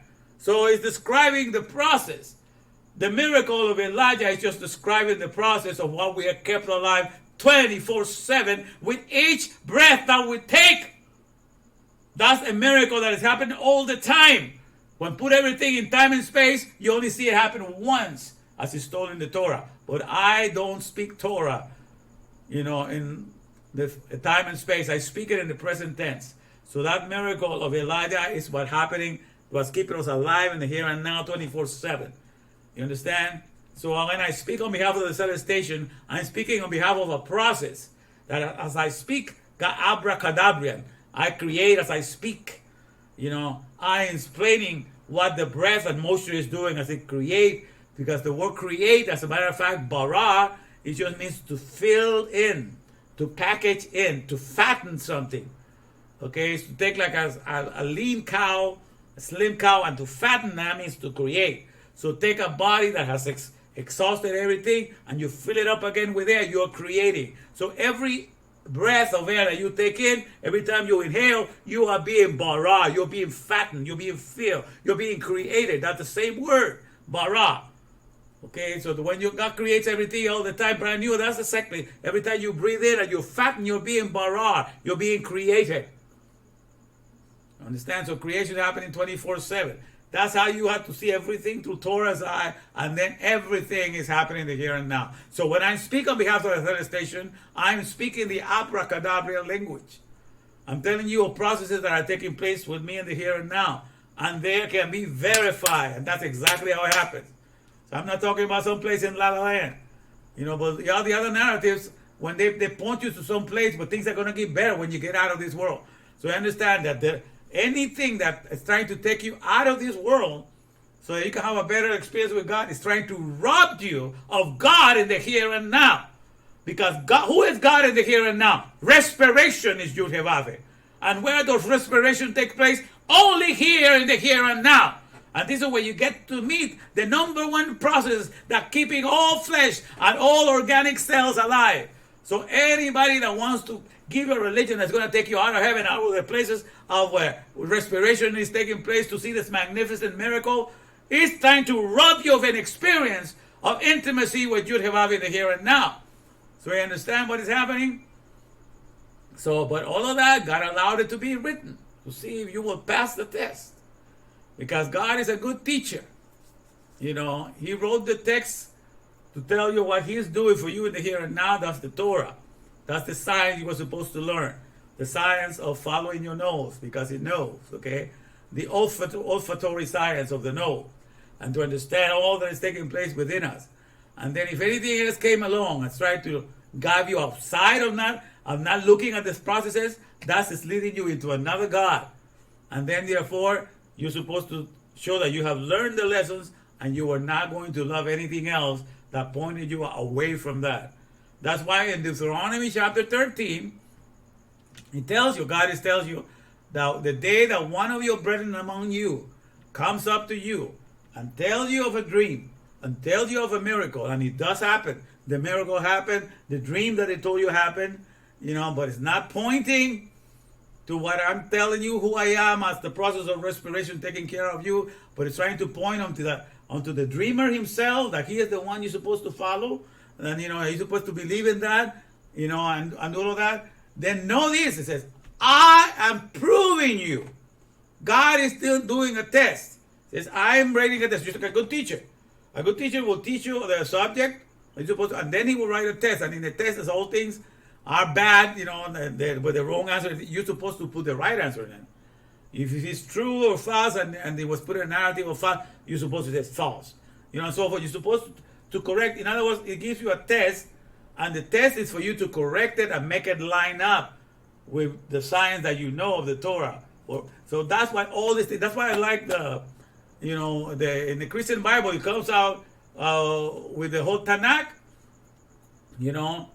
and also with the test, the 27 books of the Christianity, because that is the one that God also prepared, that the success of Christianity is written in Deuteronomy chapter 13. So don't dismiss that. But that's a test that God prepared, because that's what good teachers do. They're going to see if you learn the subject. So the thing is, so we understand that the Torah is written in the here and now. So you understand that it's nothing else that needs to be fulfilled. In other words, the Torah is not about promises that somebody else is going to fulfill. No. Everything is being done and being fulfilled in the here and now inside of us. So the Torah is nothing about discovering what is hidden. It's all about discovering what is hidden. Everything is here, just that it has been hidden. In the Hebrew, there's a word called olam haba. The world, the word olam means world. But also the word olam means hidden. There's another way to arrange olam that it means hidden. So in the hidden world, everything is here. The Messiah is here. The Messianic age is here, but everything is within us. Okay, but you got to learn how to connect it. Okay, and then you can bring the Messiah, the Messianic age, you can bring everything that is there, because you can bring it to the surface. And you can bring all the miracles that are happening, and you can connect it to the one that only happened on one occasion there, and then you can make sense. So all the different tests that God has prepared, so all you have to do is not discard the test. It's just make it lined up with the Torah, so that it will be, correctly used. Because it has Christianity has a nice, the word that Christianity just means messianic. That's the word Christ means, Messiah, Mashiach. And it's good for you to be a Mashiach, and each one of yourselves is a Mashiach. Mashiach just means to be complete.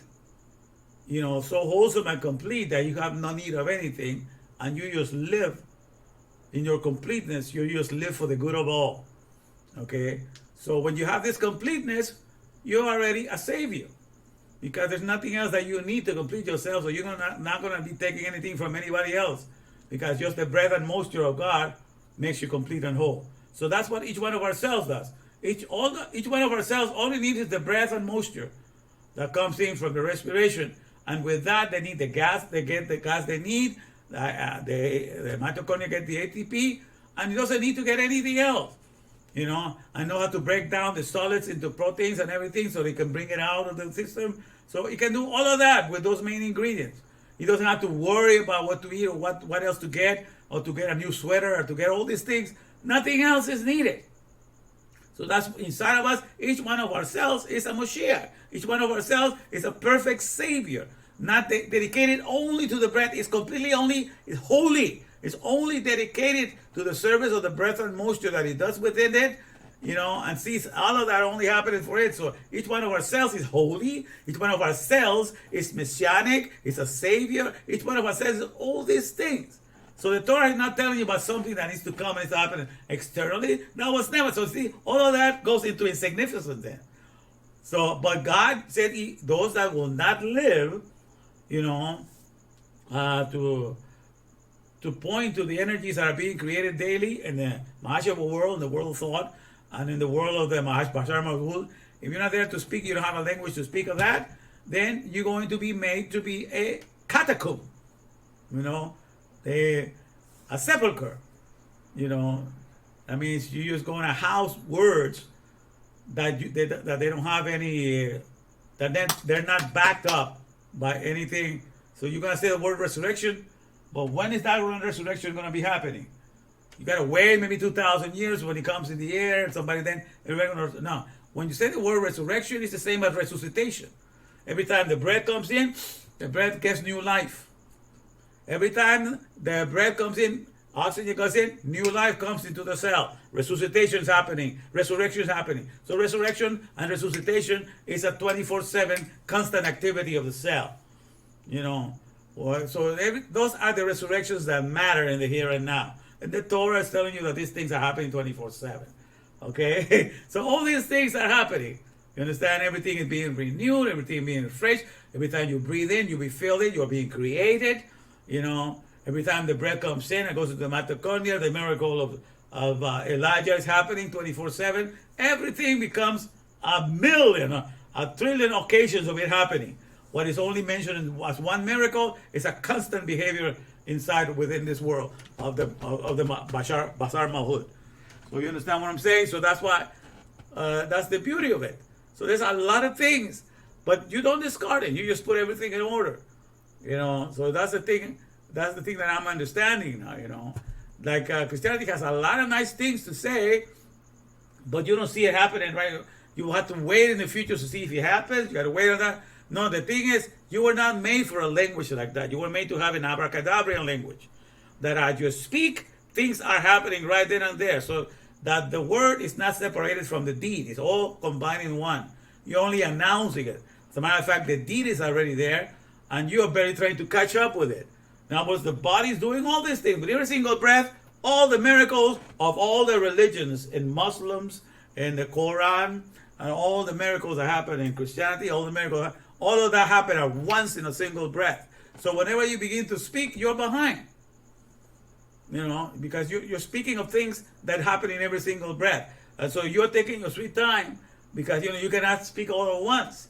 That's why when the Spirit of God came upon the old prophets, because they began to prophesy, one of the things that they did is that they will get into this static thing, and they will be singing and saying all kinds of things and uttering words, and then because you want to say all at once. You want to say all at once all the miracles of the Bible because you can perceive all that He's doing in your body and all the things that. So you cannot speak it all at once, and your body gets in a state of ecstasy. So and then at that point people just say, okay, the Spirit is upon that person, because he's trying to proclaim all at once with just one little tongue, all the million processes that are taking place with the breath and moisture, and it's impossible for you to do that. You understand? But that's when the Spirit is just, when you're so into that state, you're getting to that. I can understand why that happened to them, So these are the things that used to happen before to the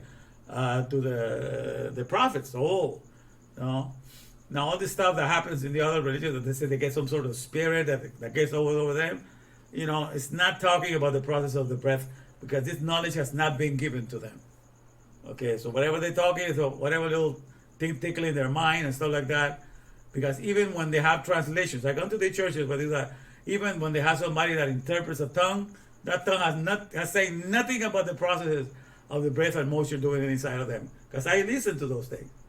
So there's another spirit of externalities, of outward things to come, of what's going to happen in the future. everything to put you in a frame of time and space. Time and space is nothing but a tomb to hide, to bury the activities of the here and now so you will not see them. So time and space is nothing but a sepulcher. Time and space Chronos is the god of times. So every religion that teaches you the Bible in the time and space format, they have making you worship Chronos. Chronos is the god of time. The idea that everything can happen through time, and not through the saying of intelligence. Just like right now we're in the age with the electronic magnetic frequencies, everything happens, to the saying of the word, because now the corporations have everything in their servers, and they have antennas to receive information, so the traffic light knows what to do, the banks know what to do, the social security companies service, all of that know what to do just by listening to the word, because what's at the end? We do at the end of it, but God began everything like that, and still keeps it going like that. Okay, so we're just coming to the end of that.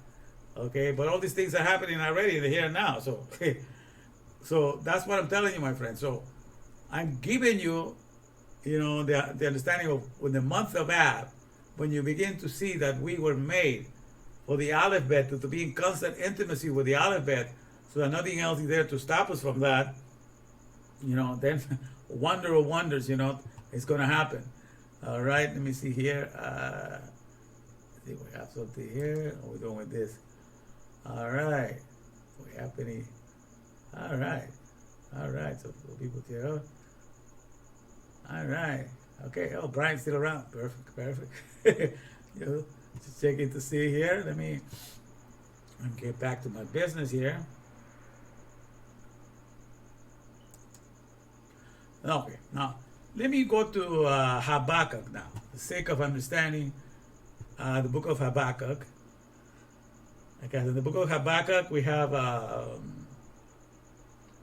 me see here. Yeah, I'll put it on here. Oh, no. Let me read first of all from the book of Job. Job chapter 38. I like the book of Job because Job is, let me see something here.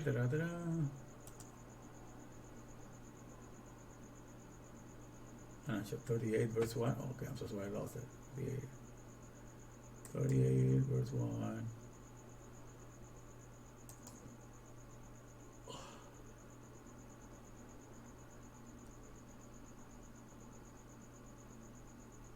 Okay.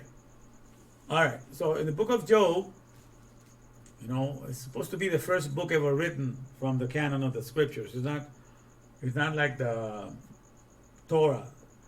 Book of Job was written before Torah was written down. Okay, and so even Job wasn't a Jewish person. He was just devoted to God. He was a fearful man that worshiped God inside from the heart. Real. And so he was fearful of him. So he knew, God took care of him, but he had not known him this deep until chapter Job, verse 38. Job 38 is when God begins to talk to him. Let me put this down. It says, then the Lord, and you can see here that this is Yhvh. So you understand that even in this book before Torah, Yhvh is mentioned. So it's not in the Torah that is mentioned first. In the book of Job, already Yhvh has been mentioned. Okay? Which are the letters for respiration. Okay? When you take out down this letter, Yud, He, Vav, He. Yud means just the process of the dynamics. He means the air, and then Vav means connections, and then He again for the air. So it's the processes of the air connecting to air. So the processes of respiration. So the processes of the breath connecting to breath. Because the process of the breath, it comes in, and then it connects to the breath that is needed in the mitochondria. All of those are processes of respiration. So God names himself after the process that needs to be done the most to keep everything alive. That's why he calls himself respiration. Okay, so respiration is the Lord of all flesh, because no flesh could live without it. Respiration is the Lord of all flesh. So all those things, understand that. Then the Lord answered from A to Z, as Alefbet. Job, Job, out of the whirlwind, and said, who is this that darkeneth counsel by words without knowledge? Okay, let me erase that. So the first thing that God addresses Job, because Job had all his friends came and tried to find fault with him for what had happened to him, all the bad circumstances and everything that went wrong. He said, there's got to be something wrong with you, man. You must have pissed off God someplace. You must have done something, man. God just doesn't come and do all these things.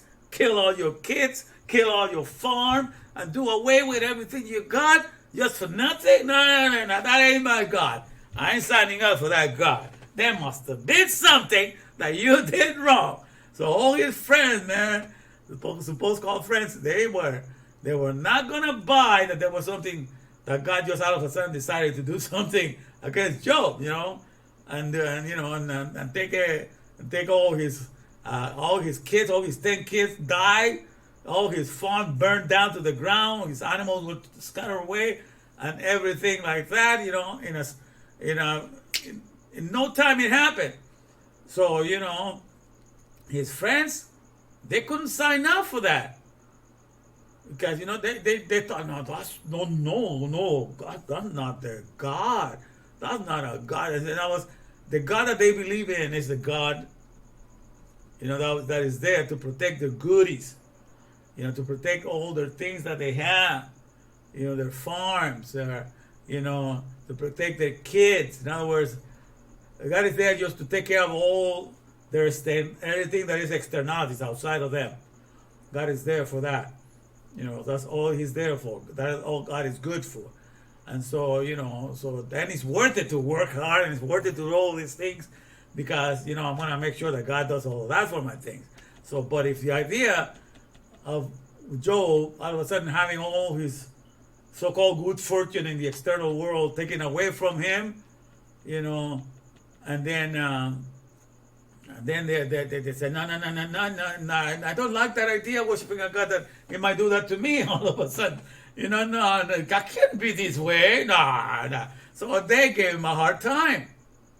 They were saying that he was speaking out of his ass, whatever you could think of. He was not speaking words right.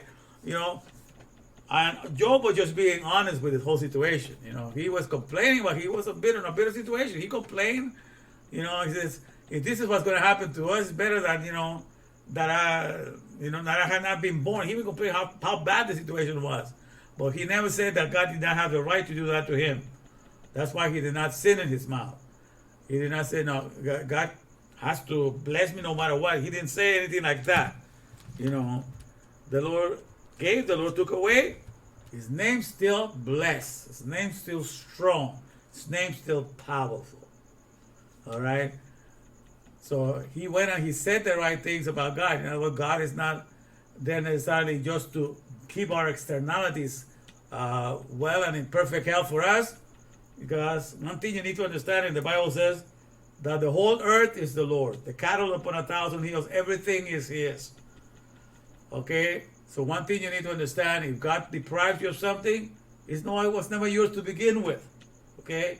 It's always been his. He allows everything to exist for his purpose and for his pleasure. And the fact is that he lives for the best of all intimacies. That means to have each intimacy with each one of you in the here and now. With the 37.2 trillion cells that you have, that each one of them can multiply themselves about 50 times in their lifetime. So these 37.2 trillion cells that you're counting right now are able to divide themselves as time progresses. So at the end of your existence, these 37.2 trillion cells have multiplied themselves 50 or maybe 100 times. And so you go through a lot of these cells of who you are that God is constantly embracing and having constant intimacy with them, generating ATP, generating products, generating enormous energy, all of that happening. So all is the private. It happens in the confines of the privacy of the darkness inside of your body. And that's the real respiration that matters. That's the real resurrection that matters. That's the real taking care of you that matters. Everything that is external is not giving you your next breath. Everything that is externally of you, your kids and everything, is not providing you your next alphabet for you to think. None of them are doing anything like that. Okay? All of that is happening within you, and that's the real intimacy that matters. Okay? So But the other friends were not deep into that understanding. They were only concerned with God taking care of their externalities. And so they couldn't buy into that idea. But so here at the end, God finally comes and talks to Job, and going to give him a better understanding of what it means to know him as the one that is continually having intimacy with each one of his cells. He's about to enter into this. And so Job says, then the Lord, Yhvh answered Job out of the whirlwind and said, Job 38:2. Who is this that darkeneth counsel by words without knowledge? So the first thing he told him is, who are you? Because every time you speak, if the words that you are speaking are not pointing to an activity or a functionality that is backing up your words, your word is disconnected. It's not intimate with reality. It's not an empirical proof that you're speaking out.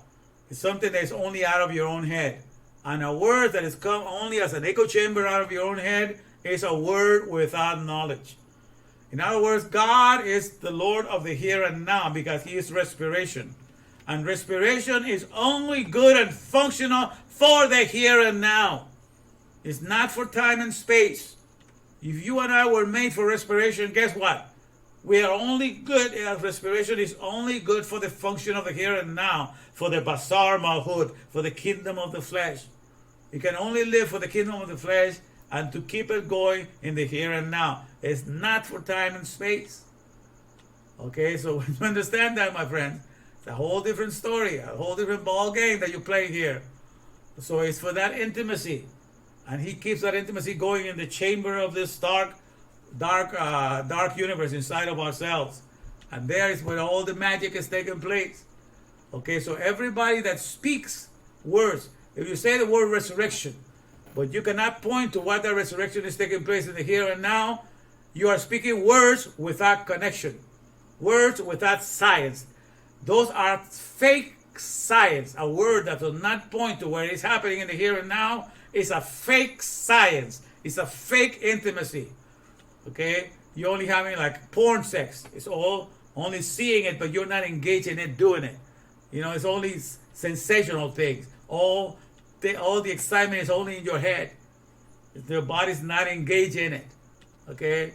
And that's most people all they have word porn or physical porn. And all they have is porn to enjoy. But the words that they're saying do not connect, to what is happening inside of you. But all these things that are happening inside of you are miraculous indeed. And when you speak on behalf of the respiration, you're speaking the abracadabrian language. The abracadabrian means I create as I speak. That's what God does. I create as I speak. And you as a creature, you can barely catch up. And everything that you say of the Torah, all the things that you say are things that are happening in the here and now. And what you're saying is always backed up by a deed and functionality that is taking place in your cells. So you're not speaking in vain. You're not taking words. You're in the here and now, physically speaking, you are a bunch of 37.2 trillion biologists. Because that's what each one of your cells is as a biologist. It's a life word. A word, logos means word, and bio means life. It's a life wordist.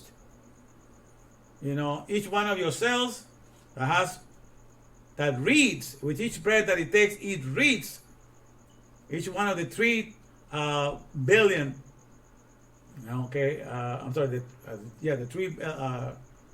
The 3 billion sets of ACT bases. Each one of those that it reads that, and it tells, and it's partaking in all the communication happening there. Each one of them are biologists. They are life speakers, life wordists. They're speaking on behalf of life. With that DNA, it's only a biologist. But what happened is when God said that you will become dust, guess what dust is? Dust is the last stage of a cell that has died. When a cell dies, it becomes dust. So God says, you're not going to be living, if you're not going to be living to speak on behalf of the living cells, to be a real biologist, a life wordist, guess what? You're going to speak on behalf of the dead cell. And you're going to be what I call a necrologist. A necrologist. You're going to speak on behalf of the dead things. You're going to make Mustangs that cannot procreate themselves, and you're going to speak on behalf of the dead things. A necrologist. You're going to speak on behalf of all the dead products that cannot procreate themselves. So you're going to be doing that in this world. You're going to be hired just for that, to be a necrologist. Speak on behalf of the things that cannot procreate themselves. While each one of yourselves, the trillion of them, each one of them speaks my language. They understand my code. ACTG, act of God. They understand, they're only boasting and bragging about me all day long. They're arguing act of God, ACTG, ACTG, act of God, all day long. You know, as it says in Psalm 44, verse 8, it's not a suggestion, something that each one of ourselves does. You know, in God, we boast all the day long and we praise His name forever. In God, we brag all the day long and we praise His name forever. So guess what? Each one of your cells is reading the ACTG. Those are the letters of the DNA. ACTG, act of God. So each one of your cells, every time he's breathing, is act of God, act of God, act of God, act of God. It's just praising God, sticking out the life, you know, a life of the cell. It's nothing of a biologist, a bio wordist, a life wordist. Okay? And so while since you're not aware of that science, you go into this world of the externality, and here in the externality, all you do, my lens just fell, I'm gonna take my glasses off. And the externality, all you do, therefore, is you speak on behalf of you are a necrologist. You speak on behalf, your words are dedicated to all the things that cannot procreate themselves. But that is actually what God says. The wicked shall be turned into hell, that means it shall be converted into sepulchres. They're going to create little places that they go inside to make all the products and services for that catacombs, that sepulchres, that brick and mortar building, because it cannot do anything of itself. So God is perfect. You understand? So that's why I admire Torah, because Torah has made me open my understanding to see that though I by myself, you know, when you're looking at me, you're looking at 37.2 trillion biologists. That's what I am. I ain't bragging, that's just a fact, you know. And each one of myself just speaks on behalf of life. Okay? But when you go to the corporation and you're raising the corporation, what the corporation teaches you is that you're only one of 8 billion, because they don't take each one of yourselves into consideration. One of 8 billion necrologists. That means you're going to be speaking on behalf of a corporation. Corpse is dead, oration. So you're going to be speaking on behalf of corporations, dead products and services. And so they limited you. They are limited when you were to begin with. That's why in the Torah, one can put 1 million to flight.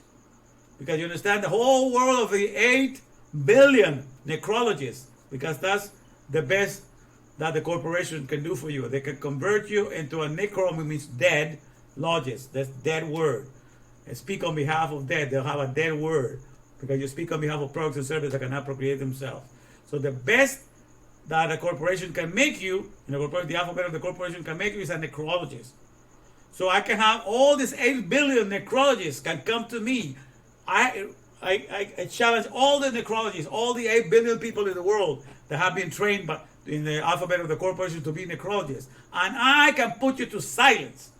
Because when you're talking to me, I'm speaking on behalf of 37.2 trillion biologists. And just like that, I am ready silencing you, everybody. I'm a big multitude in comparison to you understand? That's the miracle of the other prophet, of Elijah. One is Elijah, or the other one was Elijah and Elisha. His disciple. He was able to allow his servant, when the king of Assyria came to wanted to take him out, because he couldn't do anything to hurt Israel, because he was a prophet that would tell them to take care of, to hide and something like that, so that none of his plans would work. So then this king got really upset, and then he was wondering if one of his own people were a spy, and then they explained to him that this Elijah was this prophet that could read your thoughts that are happening in your bedchamber. And he said, I better get rid of this guy. So he sent a whole, host of of soldiers to go knock him out. And the servant, of Elijah came running to him, Master, what are we gonna do? Look at all these people that are coming to get us here, And then Elijah has got to open his eyes. Okay. So then the servant Gehazi, that's the name of the servant Gehazi, look up, and there was around Elijah, there were like myriads and myriads of chariots of fire and angels. There were myriads that's around him, And then, then all that Elijah did just told him, told God to blind them. And they were blind and they weren't able to see that. And then he led them into the middle of the city and so forth. But you realize that that's the miracle of Elijah. Elijah means the powers that adhere to the air. Okay, the powers that adhere to the air. So if you're an individual that has the powers of understanding that adheres to the Ruach, you see who are the real erudites. Each one of your cells is a biologist that speaks on behalf of life. So I gather all my cells, each one, my liver cells, my pancreas cells, my stomach cells, my neuron cells, all of them are powerful biologists. And these ones, I'm speaking on behalf of them. And because of that, all the stuff of the necrologists have to tell me, they have no effect whatsoever on me. They are dead already because they have been limited just to be a necrologist for some dead product and service. But I have been liberated from that. So I can put 8 billion, the whole world out of a commission. Because they have nothing to tell me. They have nothing by which they can get me to be scared or anything like that, that I have to be astonished, and be made amazed by what they have nothing to do to offer me, to give me to be more amazed than what God in the Torah has shown me about how wonderfully and fearfully I made and put together. See, that's what you get when you get to have the Torah. You get to see the miracle of Elijah 24/7. You need to see those chariots, those chariots of fire. I mean, the neurons are the ones that electrify, with electricity and power. You get to see all of this working on your behalf. Nothing can scare you. Nothing can make you afraid. You know what the transfigurations are really taking place inside of you. You know everything that's happening inside of you. None of the externalities hold any value or any sway over you. Okay? So you admire what God has done, because these are the judgments of God. That those that will not see, in Psalm 9:17, the wicked, the Rasha, shall be converted into Sheol. An interesting thing that in Jewish, Shul, the word Sheol is closer to Shul. Shul is the school. In Hebrew, Shul is a school where people go to learn, Torah. So basically, because the school has only dead props. They got the books and the little things, the blackboard and stuff like that. But that is not the main job. Once you graduate from school, then you go someplace and do the main job. But the school gives you understanding so that you can become a good stem cell. So once you go into the world, into the real world of work, then you can become whatever, as the manual trains you, you can become the real worker in that company, in that corporation. Okay? So a shul is a good translation for Sheol. It doesn't have the life, but it gives you to understand, so you will understand how to get to read the things that you need to read so it can be useful, So that's the whole thing, okay? So that will happen. So if you don't understand, so you are sent, an interesting way that God sent you to school is that He puts you to work in a corporation where you yourself are the breath and moisture that keeps all the products and services moving and alive and everything like that, so that you won't forget that God is the breath and moisture that is keeping all of your cells inside of you moving and alive. Amazing way of God teaching us. I just find that very fascinating, So I never grow tired to read the scriptures. That's why Torah, I'm just submerged in it day and night. Understand? So you got to learn to speak words that are attached to something, so that as you say them, they are happening in the here and now. And so if in your religion, whatever you repeat in your religion is not happening in the here and now, then you're speaking words without intimacy. You're not speaking on behalf of the respiration. You're not speaking on behalf of his breath and moisture. You're not speaking on behalf of the Ruach. You have no understanding of the Basar Malchut and the kingdom of the powers, and all that are completely lost from you. Okay? Let me see.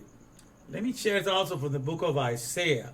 I wanted to go to the book of Habakkuk, but let me say something so you can understand. These are things that had to do with the here and now. When I say God, and I refer to him as the process of respiration, God doesn't play around. He gives you what is the most tangible thing that you can see in the here and now, and it's undeniable.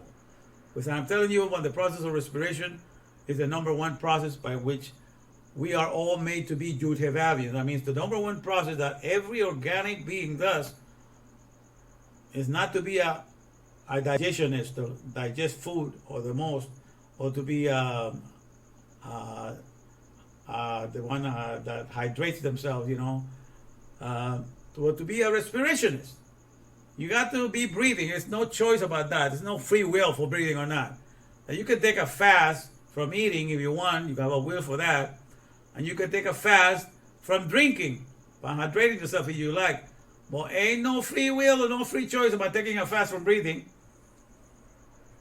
You cannot choose to, this day, Labor Day, I'm going to dedicate this late fasting from air. I'm not going to breathe the whole day. You'll drop dead before an hour. Some people can breathe and hold their breath for about 22 minutes. I saw somebody in YouTube that held it for about 22 minutes. And that's interesting because 22 is the number of the Alefbet. But I haven't heard anybody holding it for 23 minutes. Okay? But 22 minutes is awesome, really, if you can hold your breath that long. That's the 22 letters of the alphabet. After that, there are no more letters. So nobody can go past 22, I guess. But in any case, you cannot fast. It's not like a free will about fasting from air. There ain't no choice about that. Because you were made to have the intimacy of respiration, and you have it. And God is the one that takes the credit for sustaining you 24/7 in that way. So this is what the Bible is speaking about. So I'm going to take you to Isaiah chapter 42. All right, chapter 42.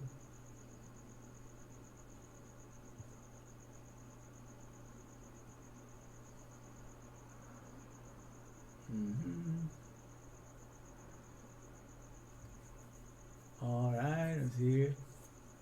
Okay, the Lord call. Okay, let me read this. Isaiah chapter 42, verse 1. Behold my servant whom I uphold, mine elect in whom my soul delighted. I have put my spirit, my Ruach, upon him, and he shall bring forth judgment to the Gentiles. He's going to be able to make the Gentiles, the whole world, pretty much understand, how God runs his business. And then Isaiah 42, verse 2. He shall not cry, nor lift up, nor cause his voice to be heard in the street. So this is not going to be done by a street preacher. That one goes on the street and does it through street preaching, because that's the way the prophets used to preach before. They will go out on the street or on the main court of the city, and they will start bringing down the message, Thus said the Lord, blah, blah, blah, this, repent, this is going to happen, and so forth. So that's how it used to be. But this is not going to be, this message is not going to be coming from one that goes out on the street. And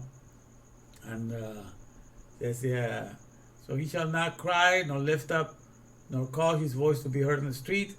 A bruised reed shall he not break, and the smoking flax shall he not quench. He shall bring forth judgment unto truth. What he's talking about is that the servant has got to be somebody that takes into consideration all the stuff that all religions have written down. And why does he take that into consideration? Because everything that has to be written down, everything that has to be taught, is used by an alpha. It's done by uses an alphabet. And what does an alphabet mean? Alphabet means father.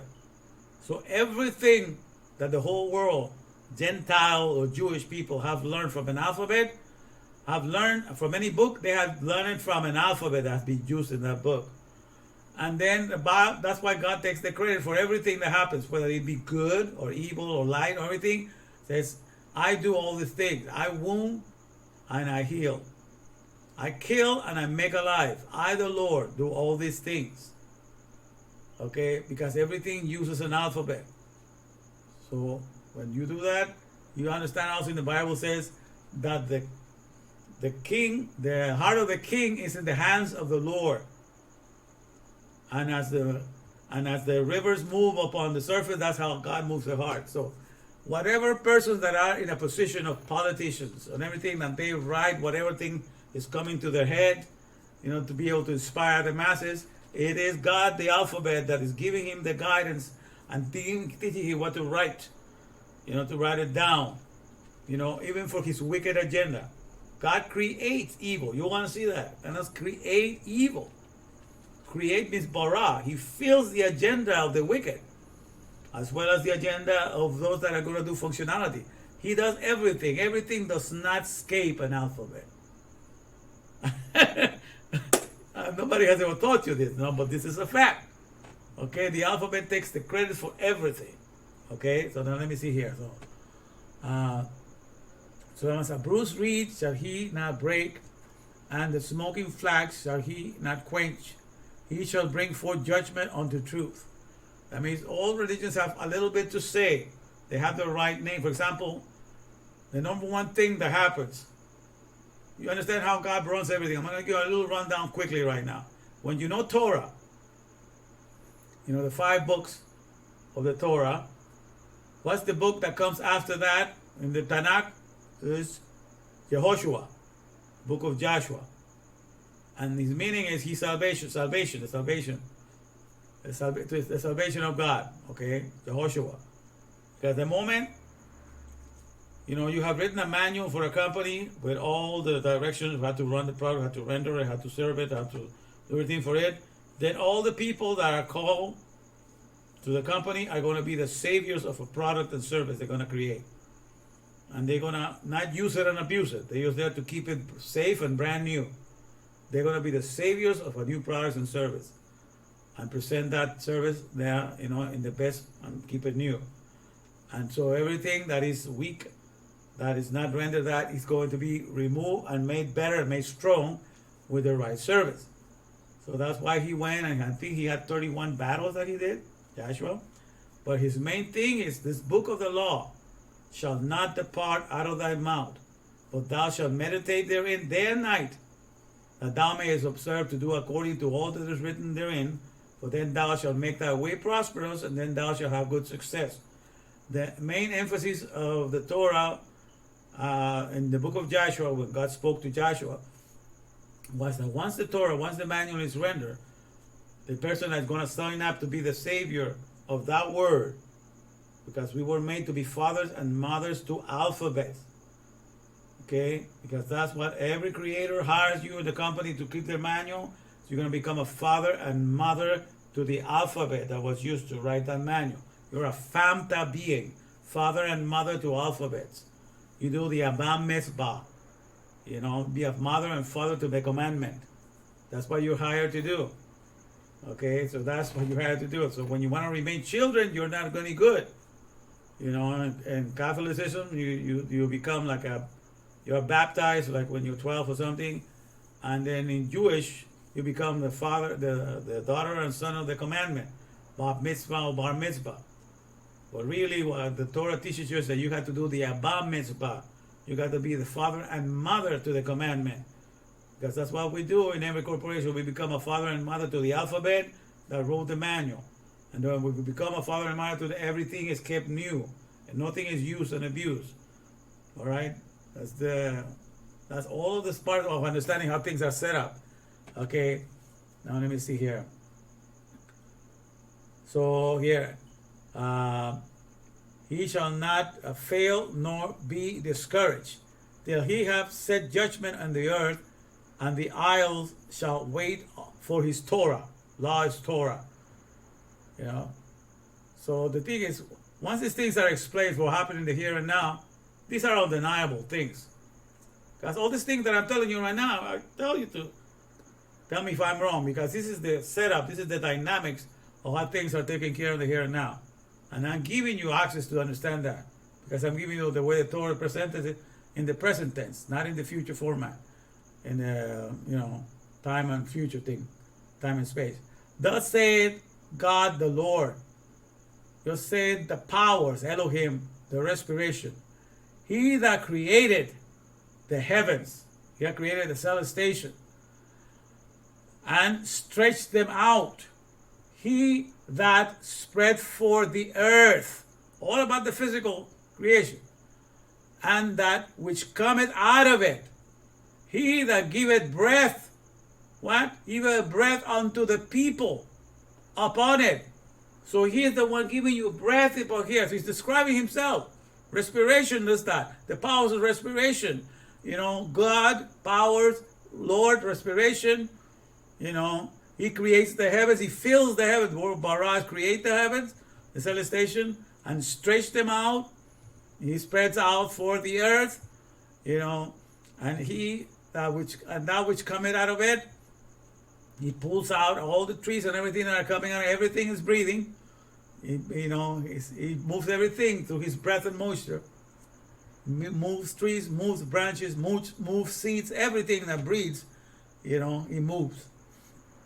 Unto the people upon it, and the spirit of them that walk therein. Says, and the earth, and thou which cometh out of it, he giveth breath unto the people upon it, and spirit, and giveth ruah to them that walk therein. So everything is about the physical air. Spirit is ruach, is the air. All of that, what do you think? All of that goes inside of us, and he's doing all of this, and there's nothing admirable about that. All this ATP that is made and manufactured with each penetration of the air, and there's nothing for you to admire there? What the heck? There's plenty to be said there about this. Plenty to be spoken. All right? And so he says, so that's what he says about him, okay? So, the walk therein, so as Isaiah 42 verse 5, then he goes to Isaiah 42 6.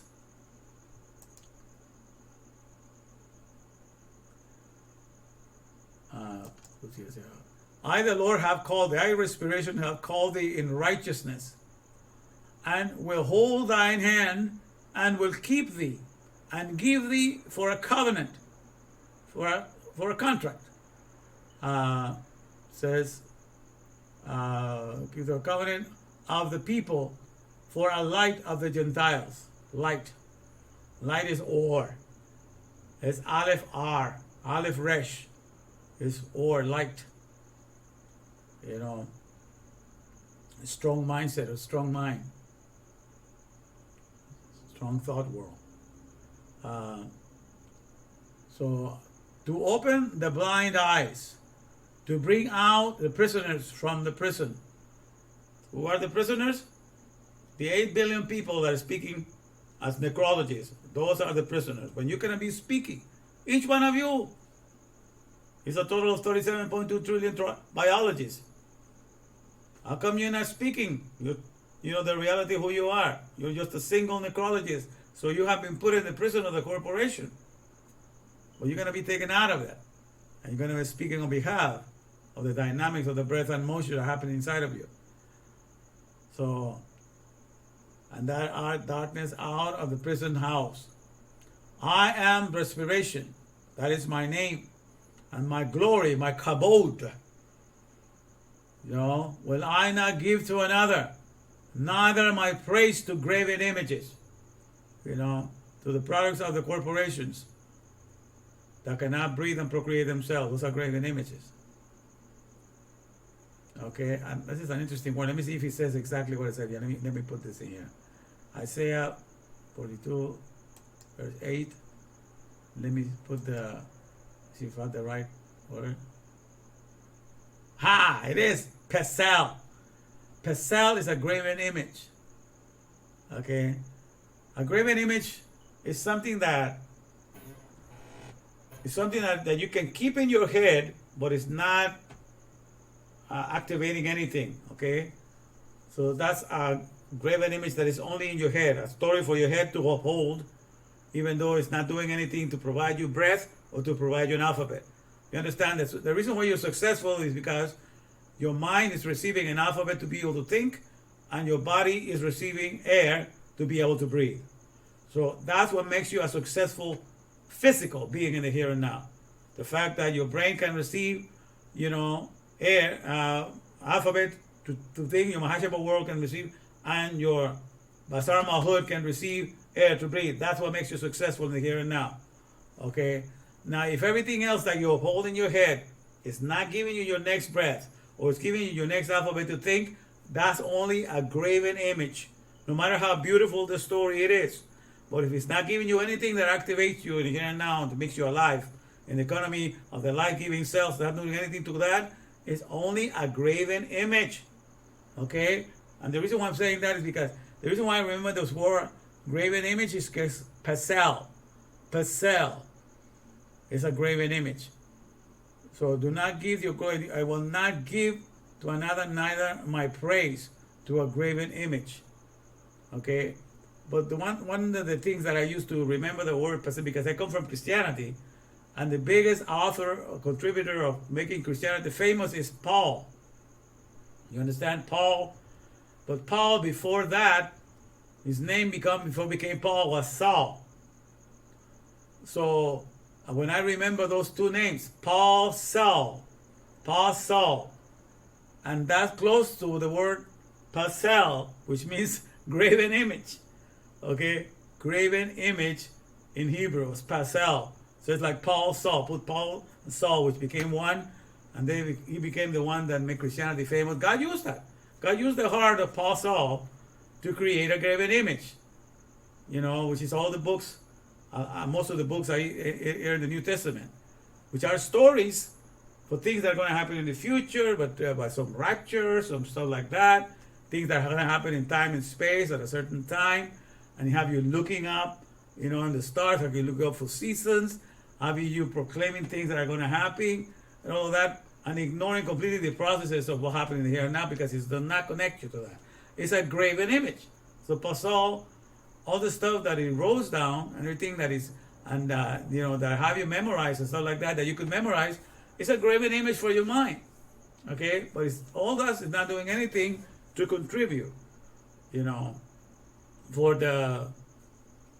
for you getting the next breath or getting the next alphabet for you to think. Therefore, it's a Pasol. Okay? But notice, I give credit to the alphabet, because the alphabet was working in Paul's soul to be able to write these things. Okay? Everything you write is done, through the courtesy, to the sponsor of an alphabet. Everything done is by being sponsored by an alphabet, by the Father. Okay, so now let's go back here. I'm reading this for you to understand here that at the end God takes the credit for everything. Let me just put it here. All right. Graven images. Okay, verse 8. There's verse 42, verse 9.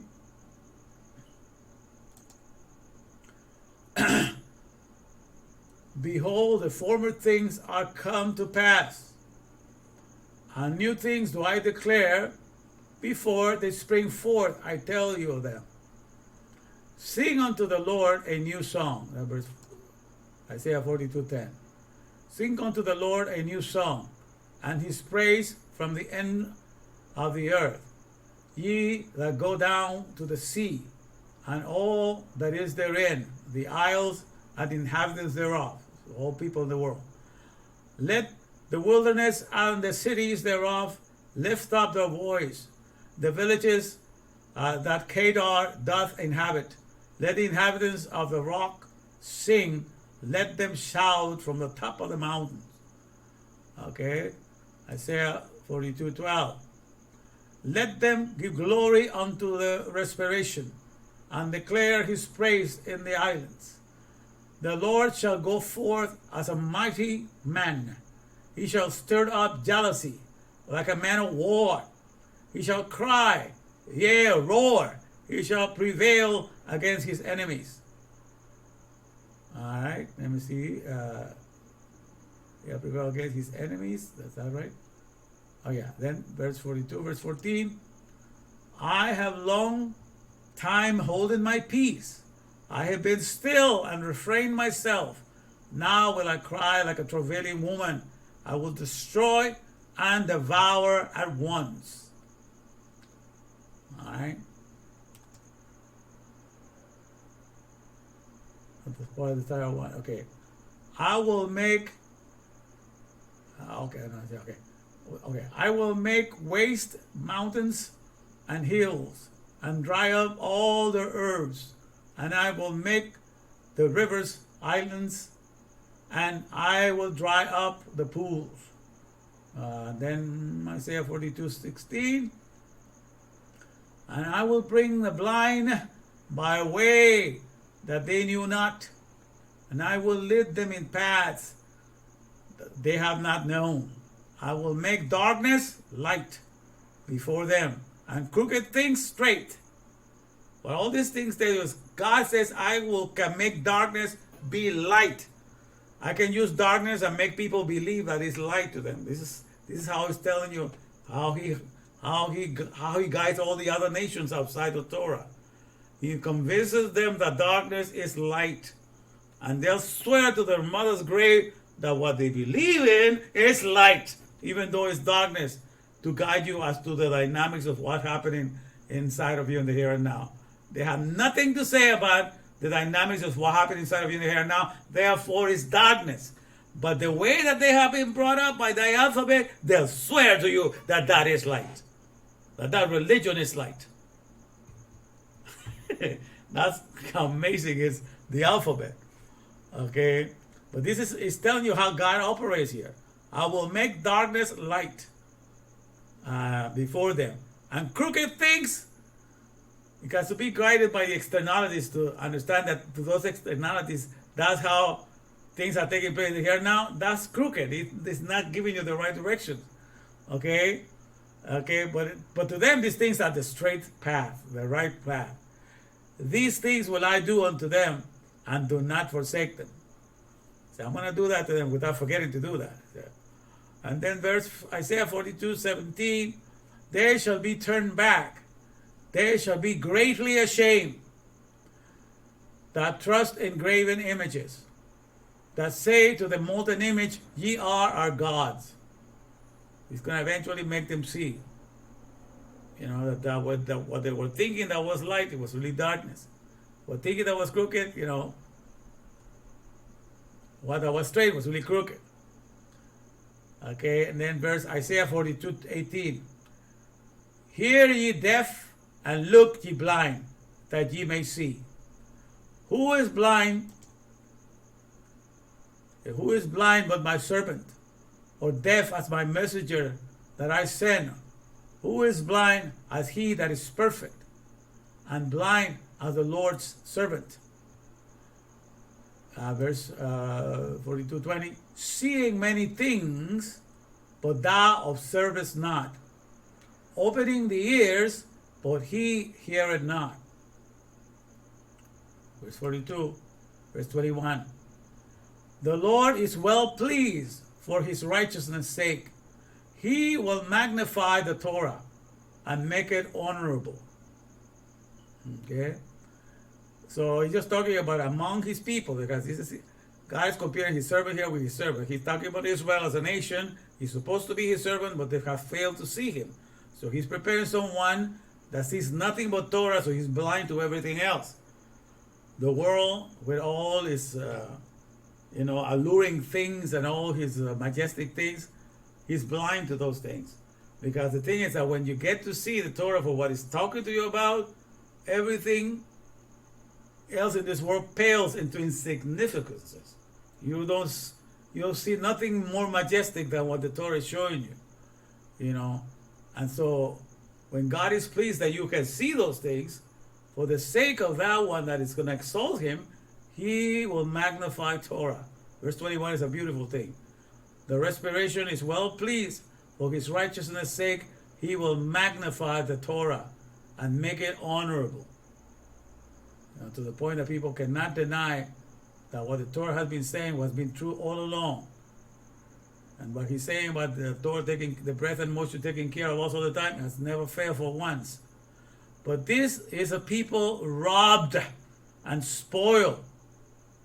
They are all of them snared in holes. Holes means you've been put in a doctrine, in a little pit. Every pit in the Bible is a doctrine that does not allow you to see the whole picture of how you are 37.2 trillion biologists in the here and now. You're in a little hole, you're sequestered. You're in solitary confinement. You only see yourself as one single necrologist in the necropolis, in the world of the dead of the corporation. That's what it says. One, it says, people have been robbed, has been snared in holes, and they are hid in prisons, houses. Those are all doctrines that limit your view of things. They are for a prey, and none deliver them, for a spoil, and none say it restore. So these prison houses, these teaching places that call themselves, chariots of light to illuminate you, they have not opened you to understand the dynamics of what's happening in the here and now inside of you. And so they're only a place that spoils you. And none say, then none can restore you. Then Isaiah 42, verse 33, who among you will give ear to this? Who will hearken and hear for the time to come? Isaiah 42:24. Who gave Jacob for a spoil and Israel to the robbers? Did not the Lord? He against whom we have sinned, for they will not walk in his ways, neither were they obedient unto his Torah. Besides all this thing that happens to the Jewish people that only live off of externalities, even up till now, it's not been open to them. Therefore, says verse 25, therefore he had poured upon him the fury of his anger and the strength of battle, and it had set him on fire round about. Yet he knew not, and it burned him, yet he laid it not to heart. Okay? So one thing that we need to remember, that all these things, I'm just trying to read all that so you understand the dynamics behind everything. When people do not believe or stuff like that, or when they go the wrong way, God's using an alphabet to get them there. If they're in a hole, God used an alphabet to put them in a hole. If they're in a prison house, if they're doing solitary confinement, if they only see themselves as necropolises, God has used an alphabet to put them there. It's an amazing thing that God does. Okay, and I'm not making that up. I'm going to give you the verse to back that up with you here. Look at what it says here. Like this verse here. Isaiah 45, 6-7. I am the Lord. I'm Yhvh. I am respiration.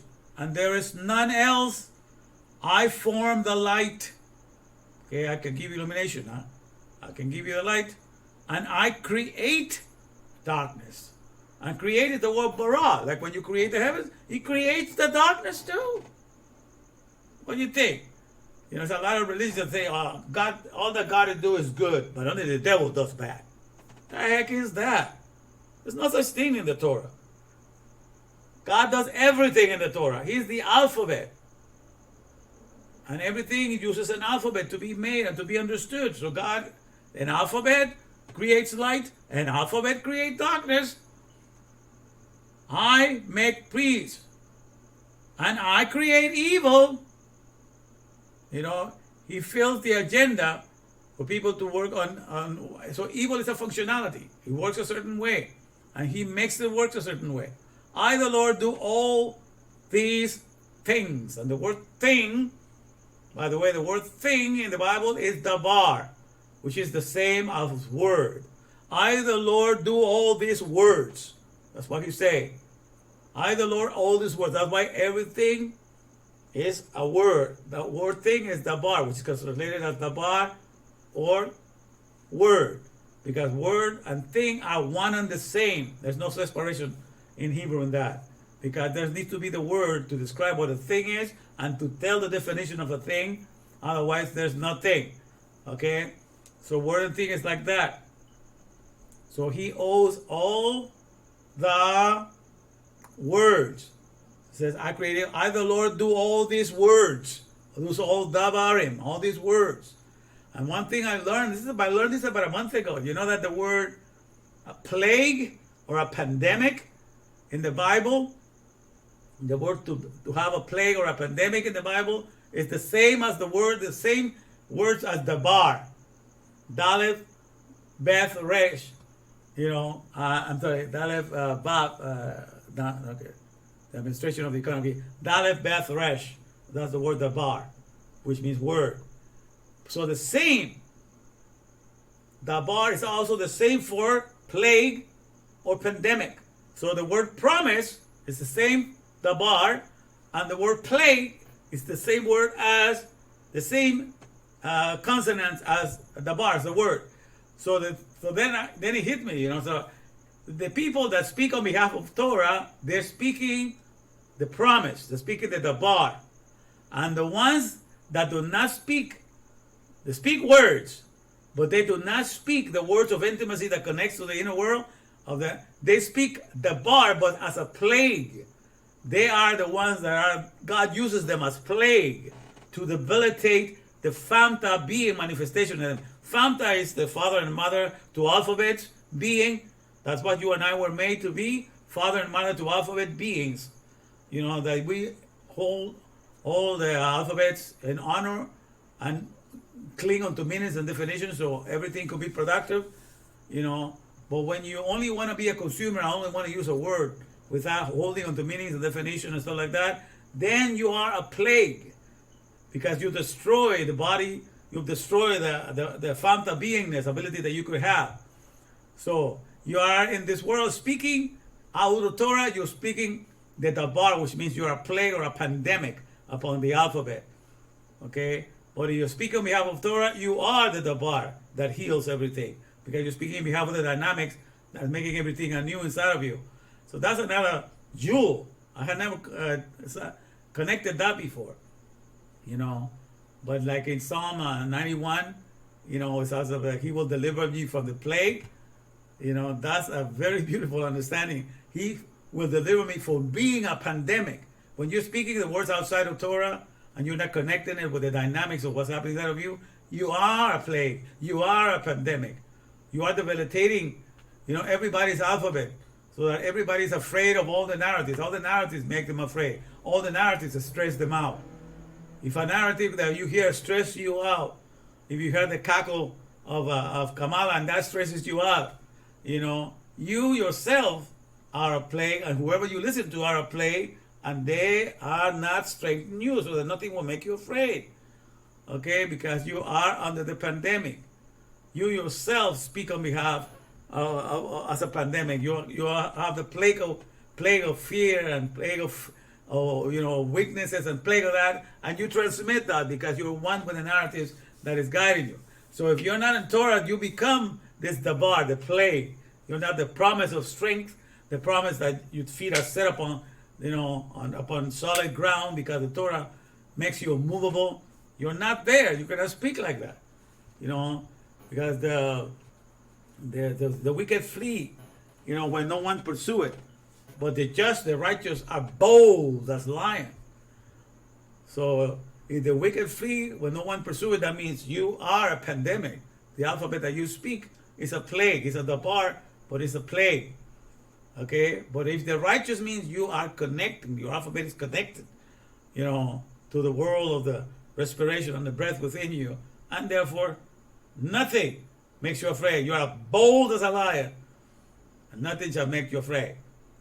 Because you know who's giving you your next breath and who's giving you your next alphabet is from your Mahashapa world. So nothing scares you. Okay? But I digress. I'm just sharing as I go here. You know, there's so many nice things. Now I lost my glasses to get into, but let me see how we're doing here with time. I was 2:44. All right. We're doing pretty good with time. Taking my sweet time because I'm not working tomorrow anyhow, you know. And Let me see here. Let me see how we're doing.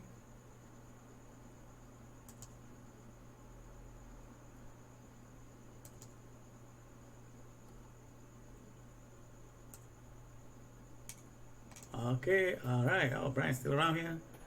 One of my favorite scriptures. Oh yeah, I love it too, man. Tell it like it is. Nobody wants to hear it, you know. But that sure is how it is, you know. Yeah. All right. So, yeah. Let me see here. So we have a couple of viewers. Somebody there. Else is there. Anybody outside of Brian there? You're welcome. Good to have you. But you know, I'm giving you the way things are, my friends. The things I'm telling you right now, these are the dynamics of the here and now. Okay? Yhvh is the God of all flesh in the here and now. He identifies with the processes. And like I said, I gave you a little thing at the beginning of somebody that science now is moving into what is called process entomology. You know, to see everything as a process and not as something that has substance that you need to investigate what it's made out of. But it's what it does. That's what the Bible concentrates on, what you do. Okay? And so that's the things to remember. Now, let me see here. So let me see. So that is the main thing I want to share on that. Now let me get you back to the book here of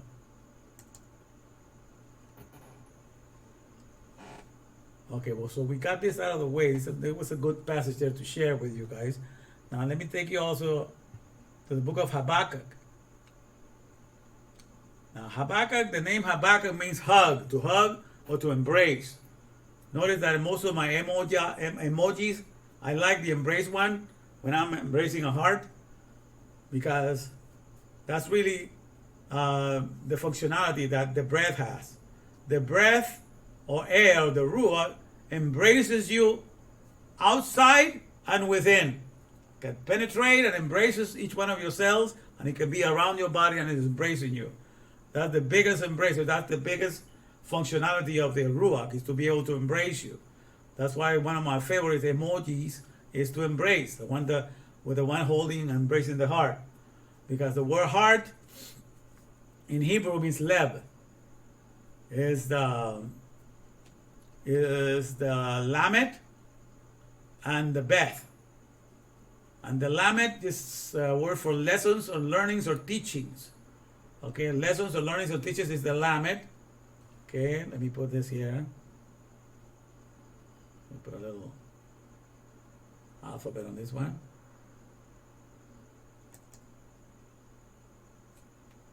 Oh, okay, let me put it here. Dun-dun.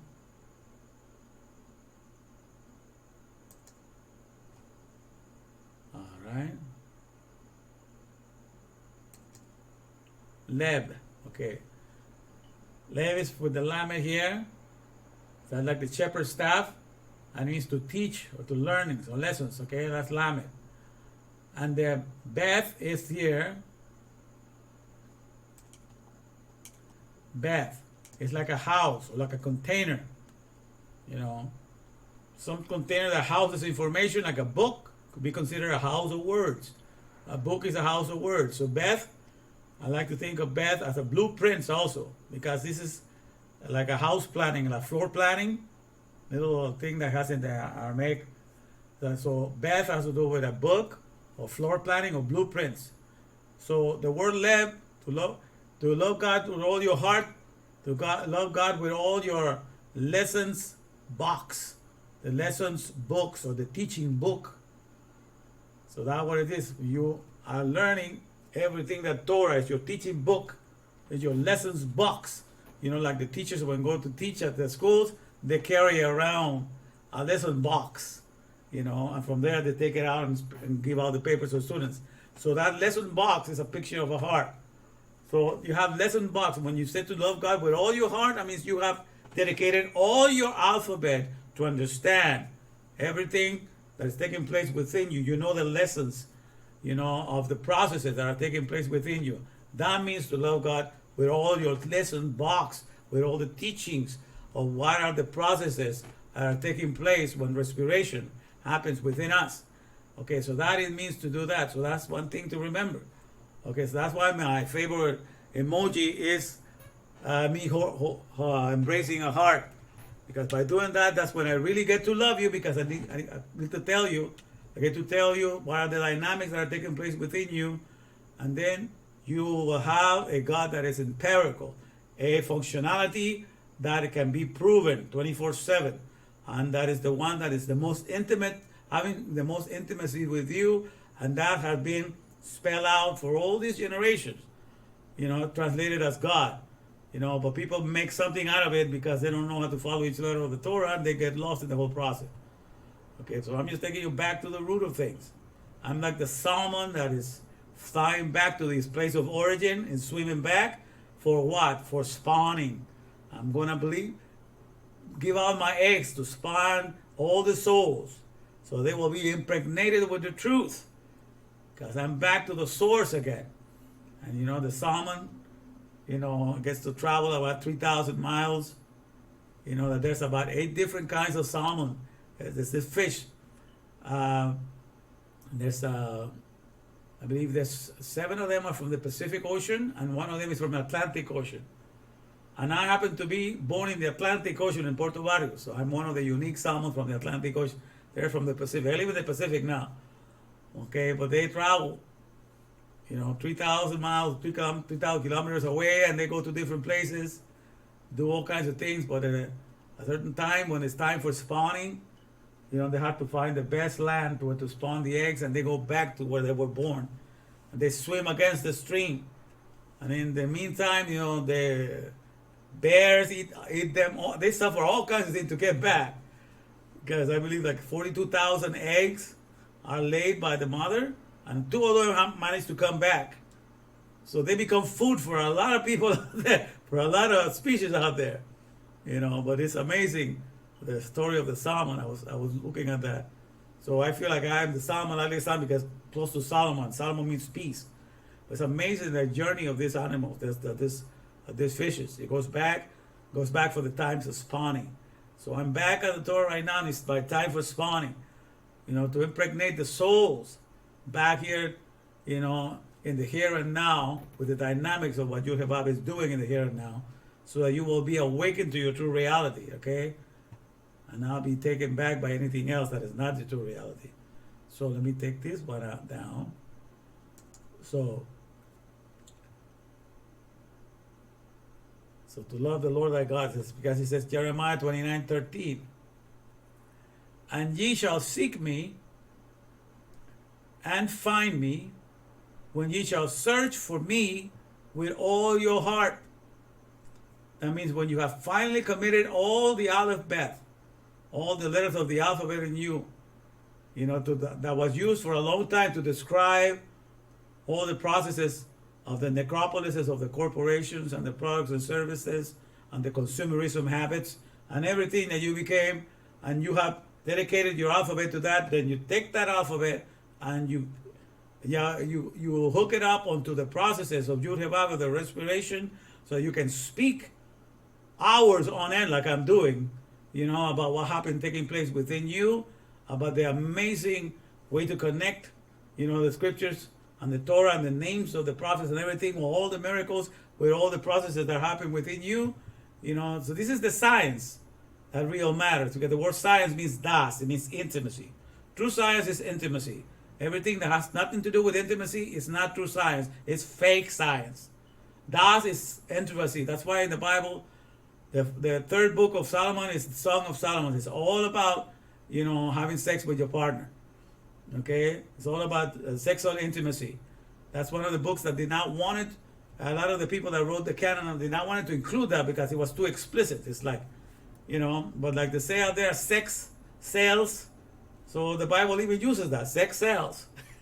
But Solomon put it in that format for you to understand that the end purpose of God creating us is for him to be in constant intimacy with us, with each single breath in this glorious dark place of the Yhvh, the universe within us, of the nanotechnology of the cells. He gets to embrace our cells in and out, and he gets to procreate ATP, procreate energies, procreate all kinds of functionalities.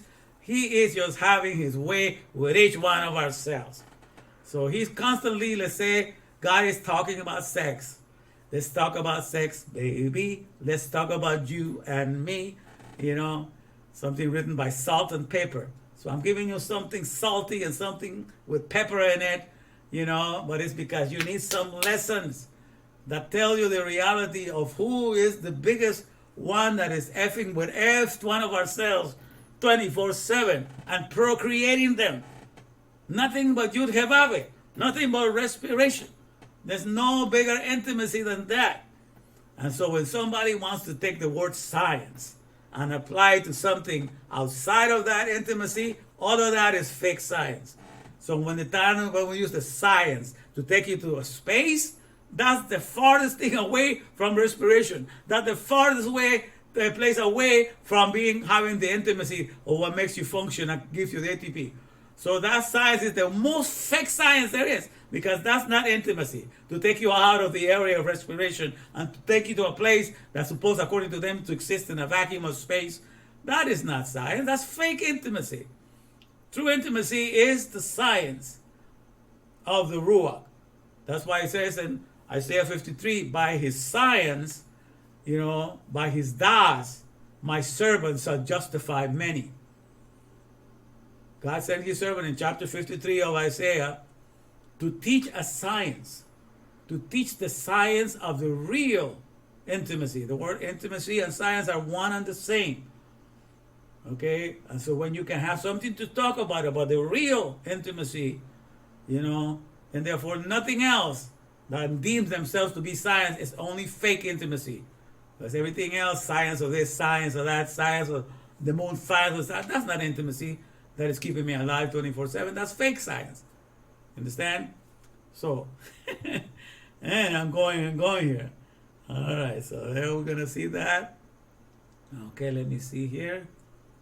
All right. So when ye shall search me, you shall find me with all your heart.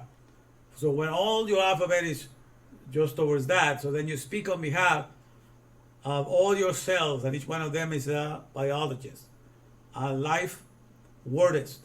Bio means life, and logos means word. Okay? And that's what we are, and we can claim that again. That's what we are in the here and now. You know, and nothing can take that away from us. All right? Except the alphabet, when it doesn't bring us that knowledge, you know, then we are silenced. My people perish, or my people are made silent because they lack the science, they lack the intimacy of what real intimacy is, which is the breath and its functionality and its dynamics within us. And that's why my people go into captivity. Captivity into what? Into other religions, into other narratives, into other theories. Because what? Because they lack intimacy. They lack the knowledge of the dynamics of the respiration. Therefore, they're easily captured by all different solitary confinements, all different holes, all different pits, all different prison houses. You know, that also the alphabet has prepared. So the alphabet doesn't leave you free to wander around. You know, if you're not in the palace of the Torah to understand all the things, everything, and see all the connectivity, you are in solitary confinement. In some religion, in some pit hole or this, that, you are in a thought, but it's nothing at a pit of your own mind, because all these things are only in your own head. You don't see them in the here and now. You don't see them present in the here and now. The rapture is only in your own head. You don't see it manifesting itself in the here and now. But the rapture is constantly inside of you, because the rapture is to be, you know, to be taken, to be you forever. You will be caught up with the Lord with the clouds, and will forever to meet the Lord in the air, and you will forever be with the Lord. So to be in the clouds just means, you know, you're getting the information because the clouds are coming to you. You know, you are in the celestation inside of yourself. They behave like the things that are happening in the sky, the cytoplasm, all of that, the formation of that stuff, all of that is through like cloud formation type of thing that renders different moisture in different places. So all of that comes to you, you know, and I'm sorry, got this air here that's trying to get in my eye. I got distracted with this. So the cloud formation, okay, or the rapture, okay.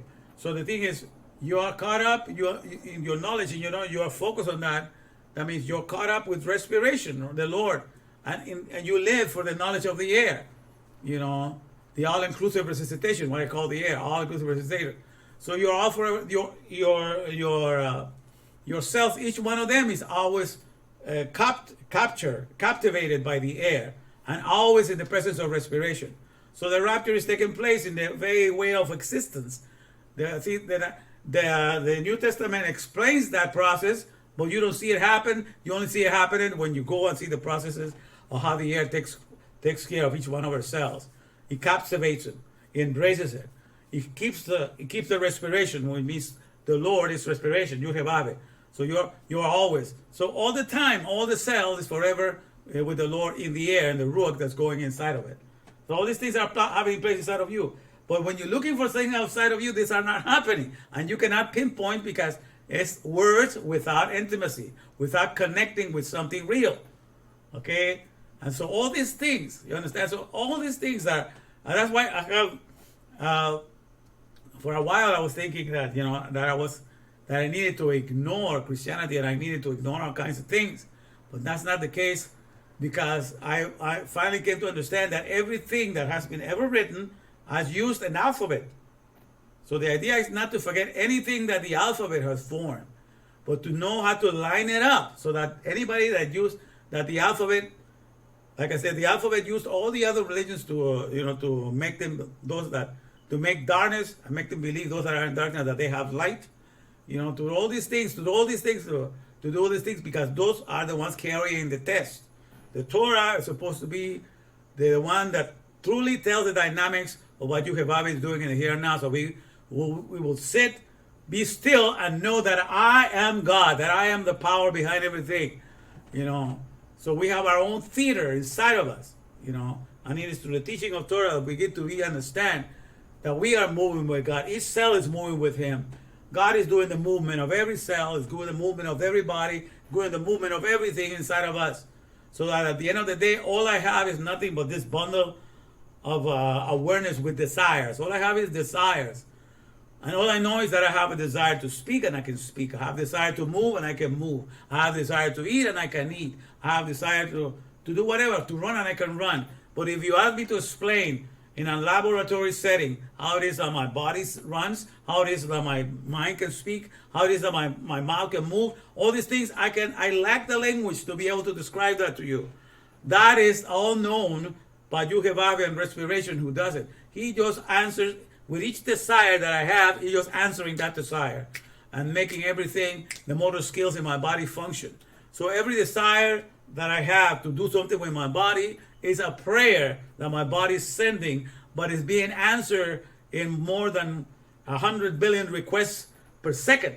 Because in order for make something happen, all these things are being asked in my body to do. I'm just desiring it to move a certain way. And behind this, the one that knows how to make it function, that's the real maker. That's why God owns everything. All I have is desires and awareness, And He is the one, the scientist, that knows exactly how to make this happen. So you understand? So when all you have to do in this world is to line up your desires with God's desires, then you're at peace. You are at ease with everything. There's nothing else that you're lacking. And then you begin to see the connections of everything, that is just only a once in a lifetime miracle in the Bible. It's an everyday, every second occurrence every day in the world of the Mahasha world, the world of thought, and in the Bazar Malhud, in the world of the flesh. Okay? So all these things are going to be opening up again. All of that I'm telling you that it's not. I'm not just making this up. I don't mind. I have connected everything from reading the scriptures, and I'm just giving that understanding to you. Okay. Let me see here. Okay. Let me see what we're doing here. 3 hours. Okay. Wow.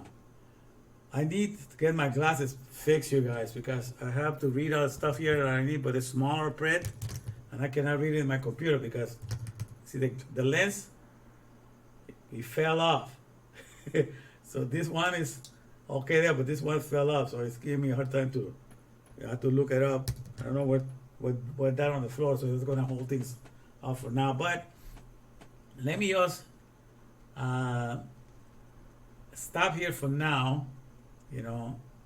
And I'm gonna continue tomorrow too, because tomorrow is start a little early tomorrow, and I continue from here because I wanted to give a total of 4 or 5 hours right now, but because my glasses, like I say, are messing me up right now, I'm gonna have to stop and continue tomorrow and give more of this stuff so that you will understand the dynamics of the here and now, so that nobody will make you afraid, my friends. You know, all these people that want to send you in exchange, give you having 37.2 trillion heavens to have fellowship with God. They want to give you a religion that just give you one in exchange, or 7 for that in exchange. You know, it's an interesting way in which God allows those things to be written. Those are different tests, okay? But then again, what you can do once you pass a test, you are able to. What you do is you correct the test. You are able to pass the test because the test is all wrong, giving you all the wrong answers and everything, and then you have the right answers and you make it line up right.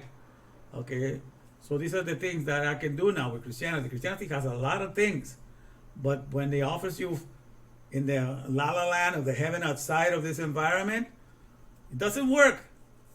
You know, it remains dysfunctional.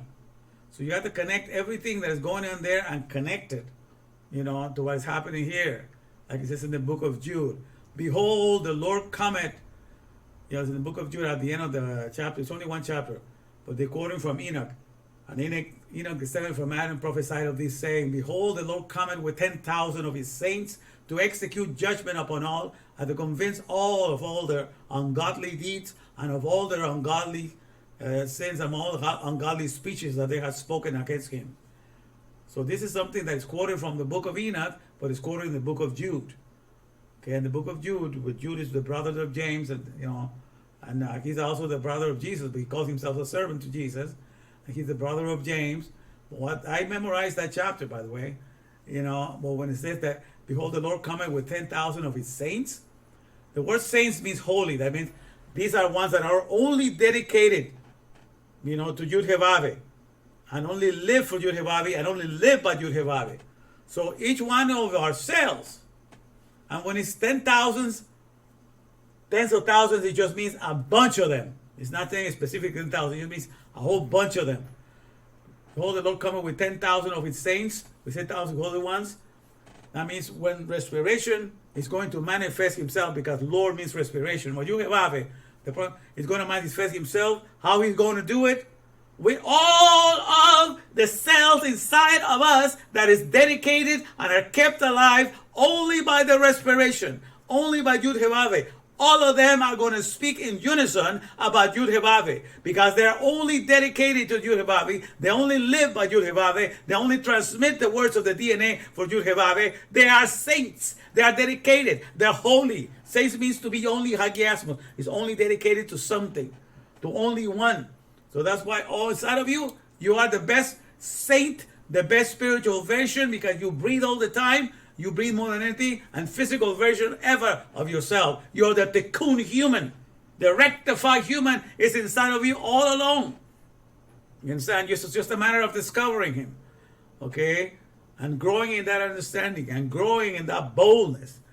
You know, and being bold to proclaim that, because this is the real reality that's happening in the here and now.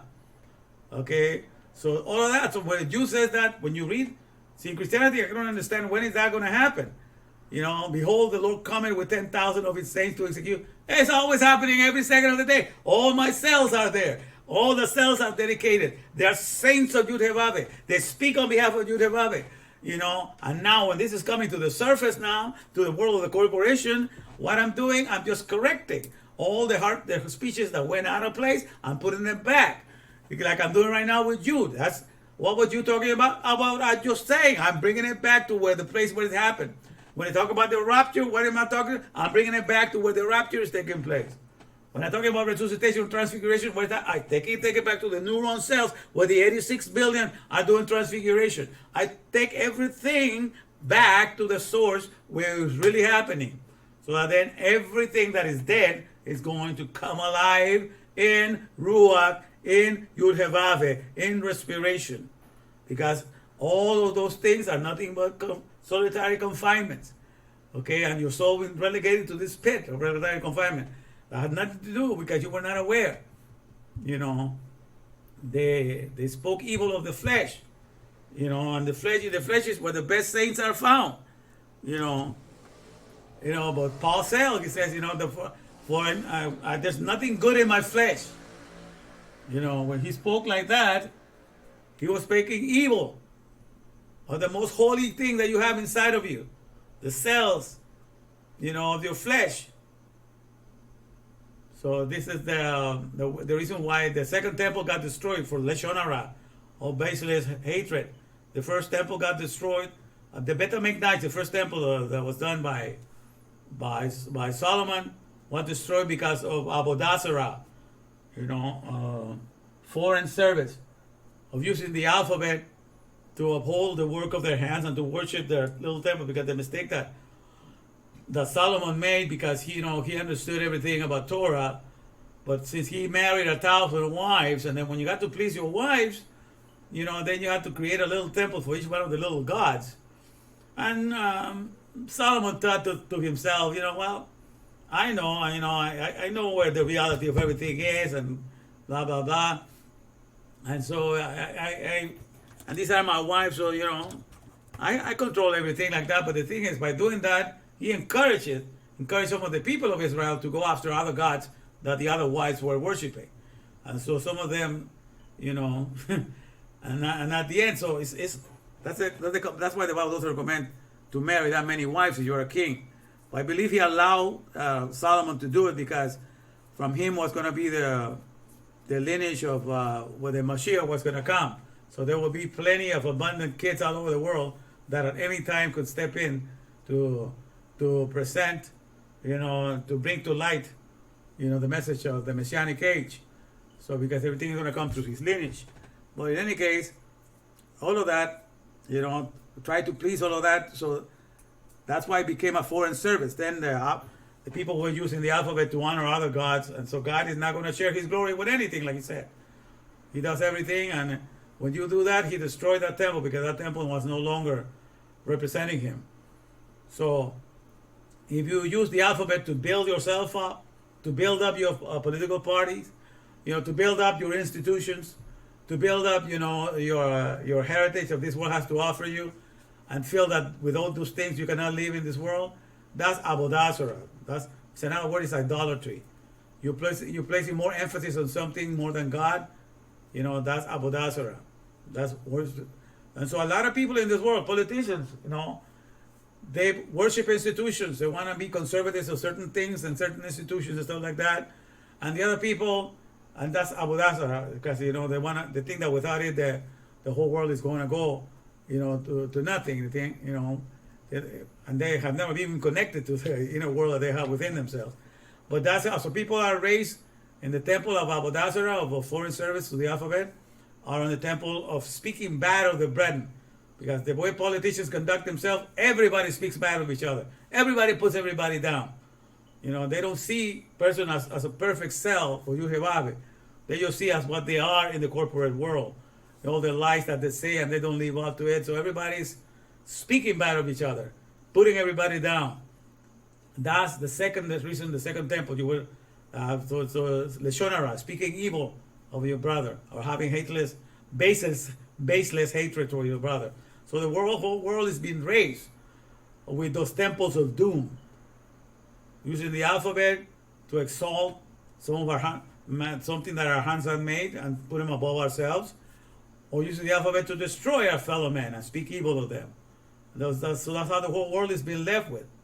But when you come to the alphabet of the Torah, you don't speak in that behalf. You don't speak, you realize where the tikkun human is found.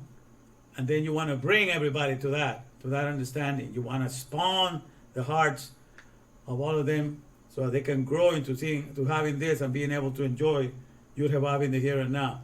All right, so I better take it easy because I just get going, and But I do need to be reading a lot of stuff now, so I'm gonna take a break for now, and I'll get back to you. Let me just put something to sing here. See if I can see that.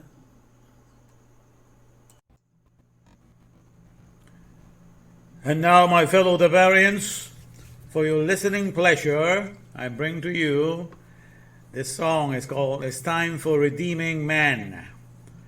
All right, It's Time for Redeeming Men. Lyrics by yours truly, Zacharias David Emmanuel, Castro Stevenson. It says, it's time for redeeming men, the abs hiding no more. His glory shall be revealed, which all flesh shall behold. And here we go.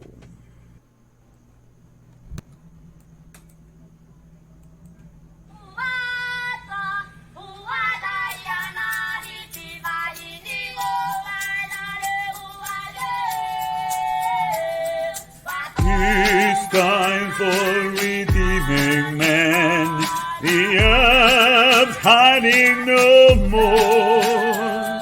His glory shall be revealed, which all flesh shall behold.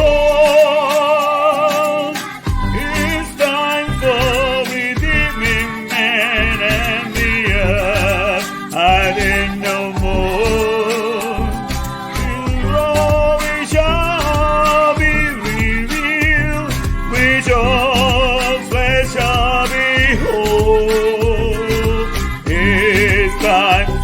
Redeeming men, the earth hiding no more.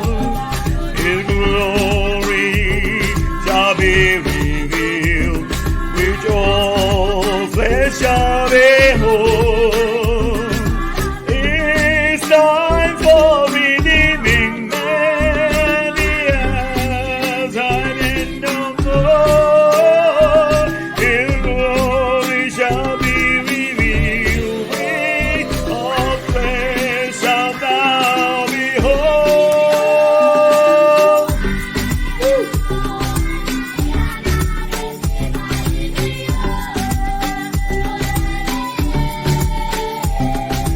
It's time for redeeming men, the earth hiding no more. His glory shall be revealed, which all flesh shall behold.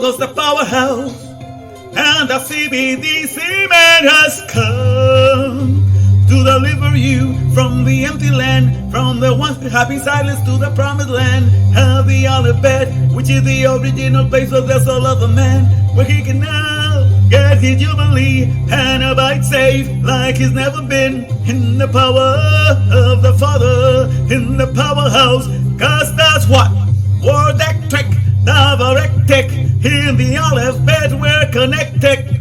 Word Trick, Tech, in the powerhouse we're connected.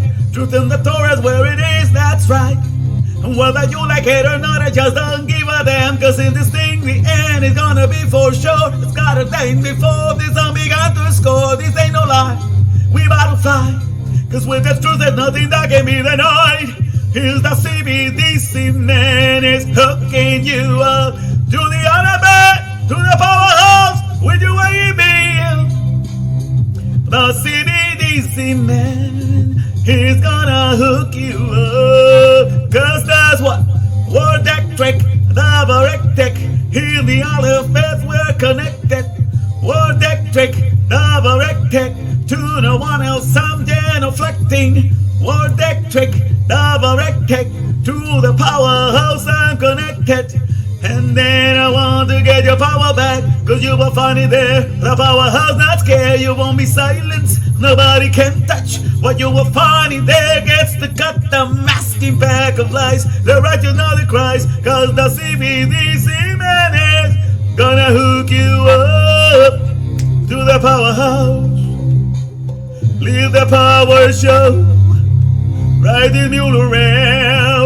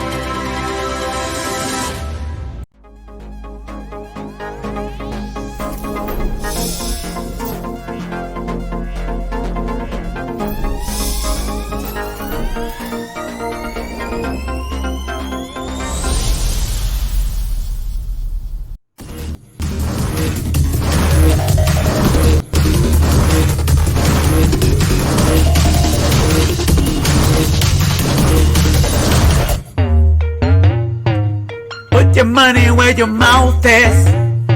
Show me what you can do with it. Put your money where your mouth is. Show me what you can do with it.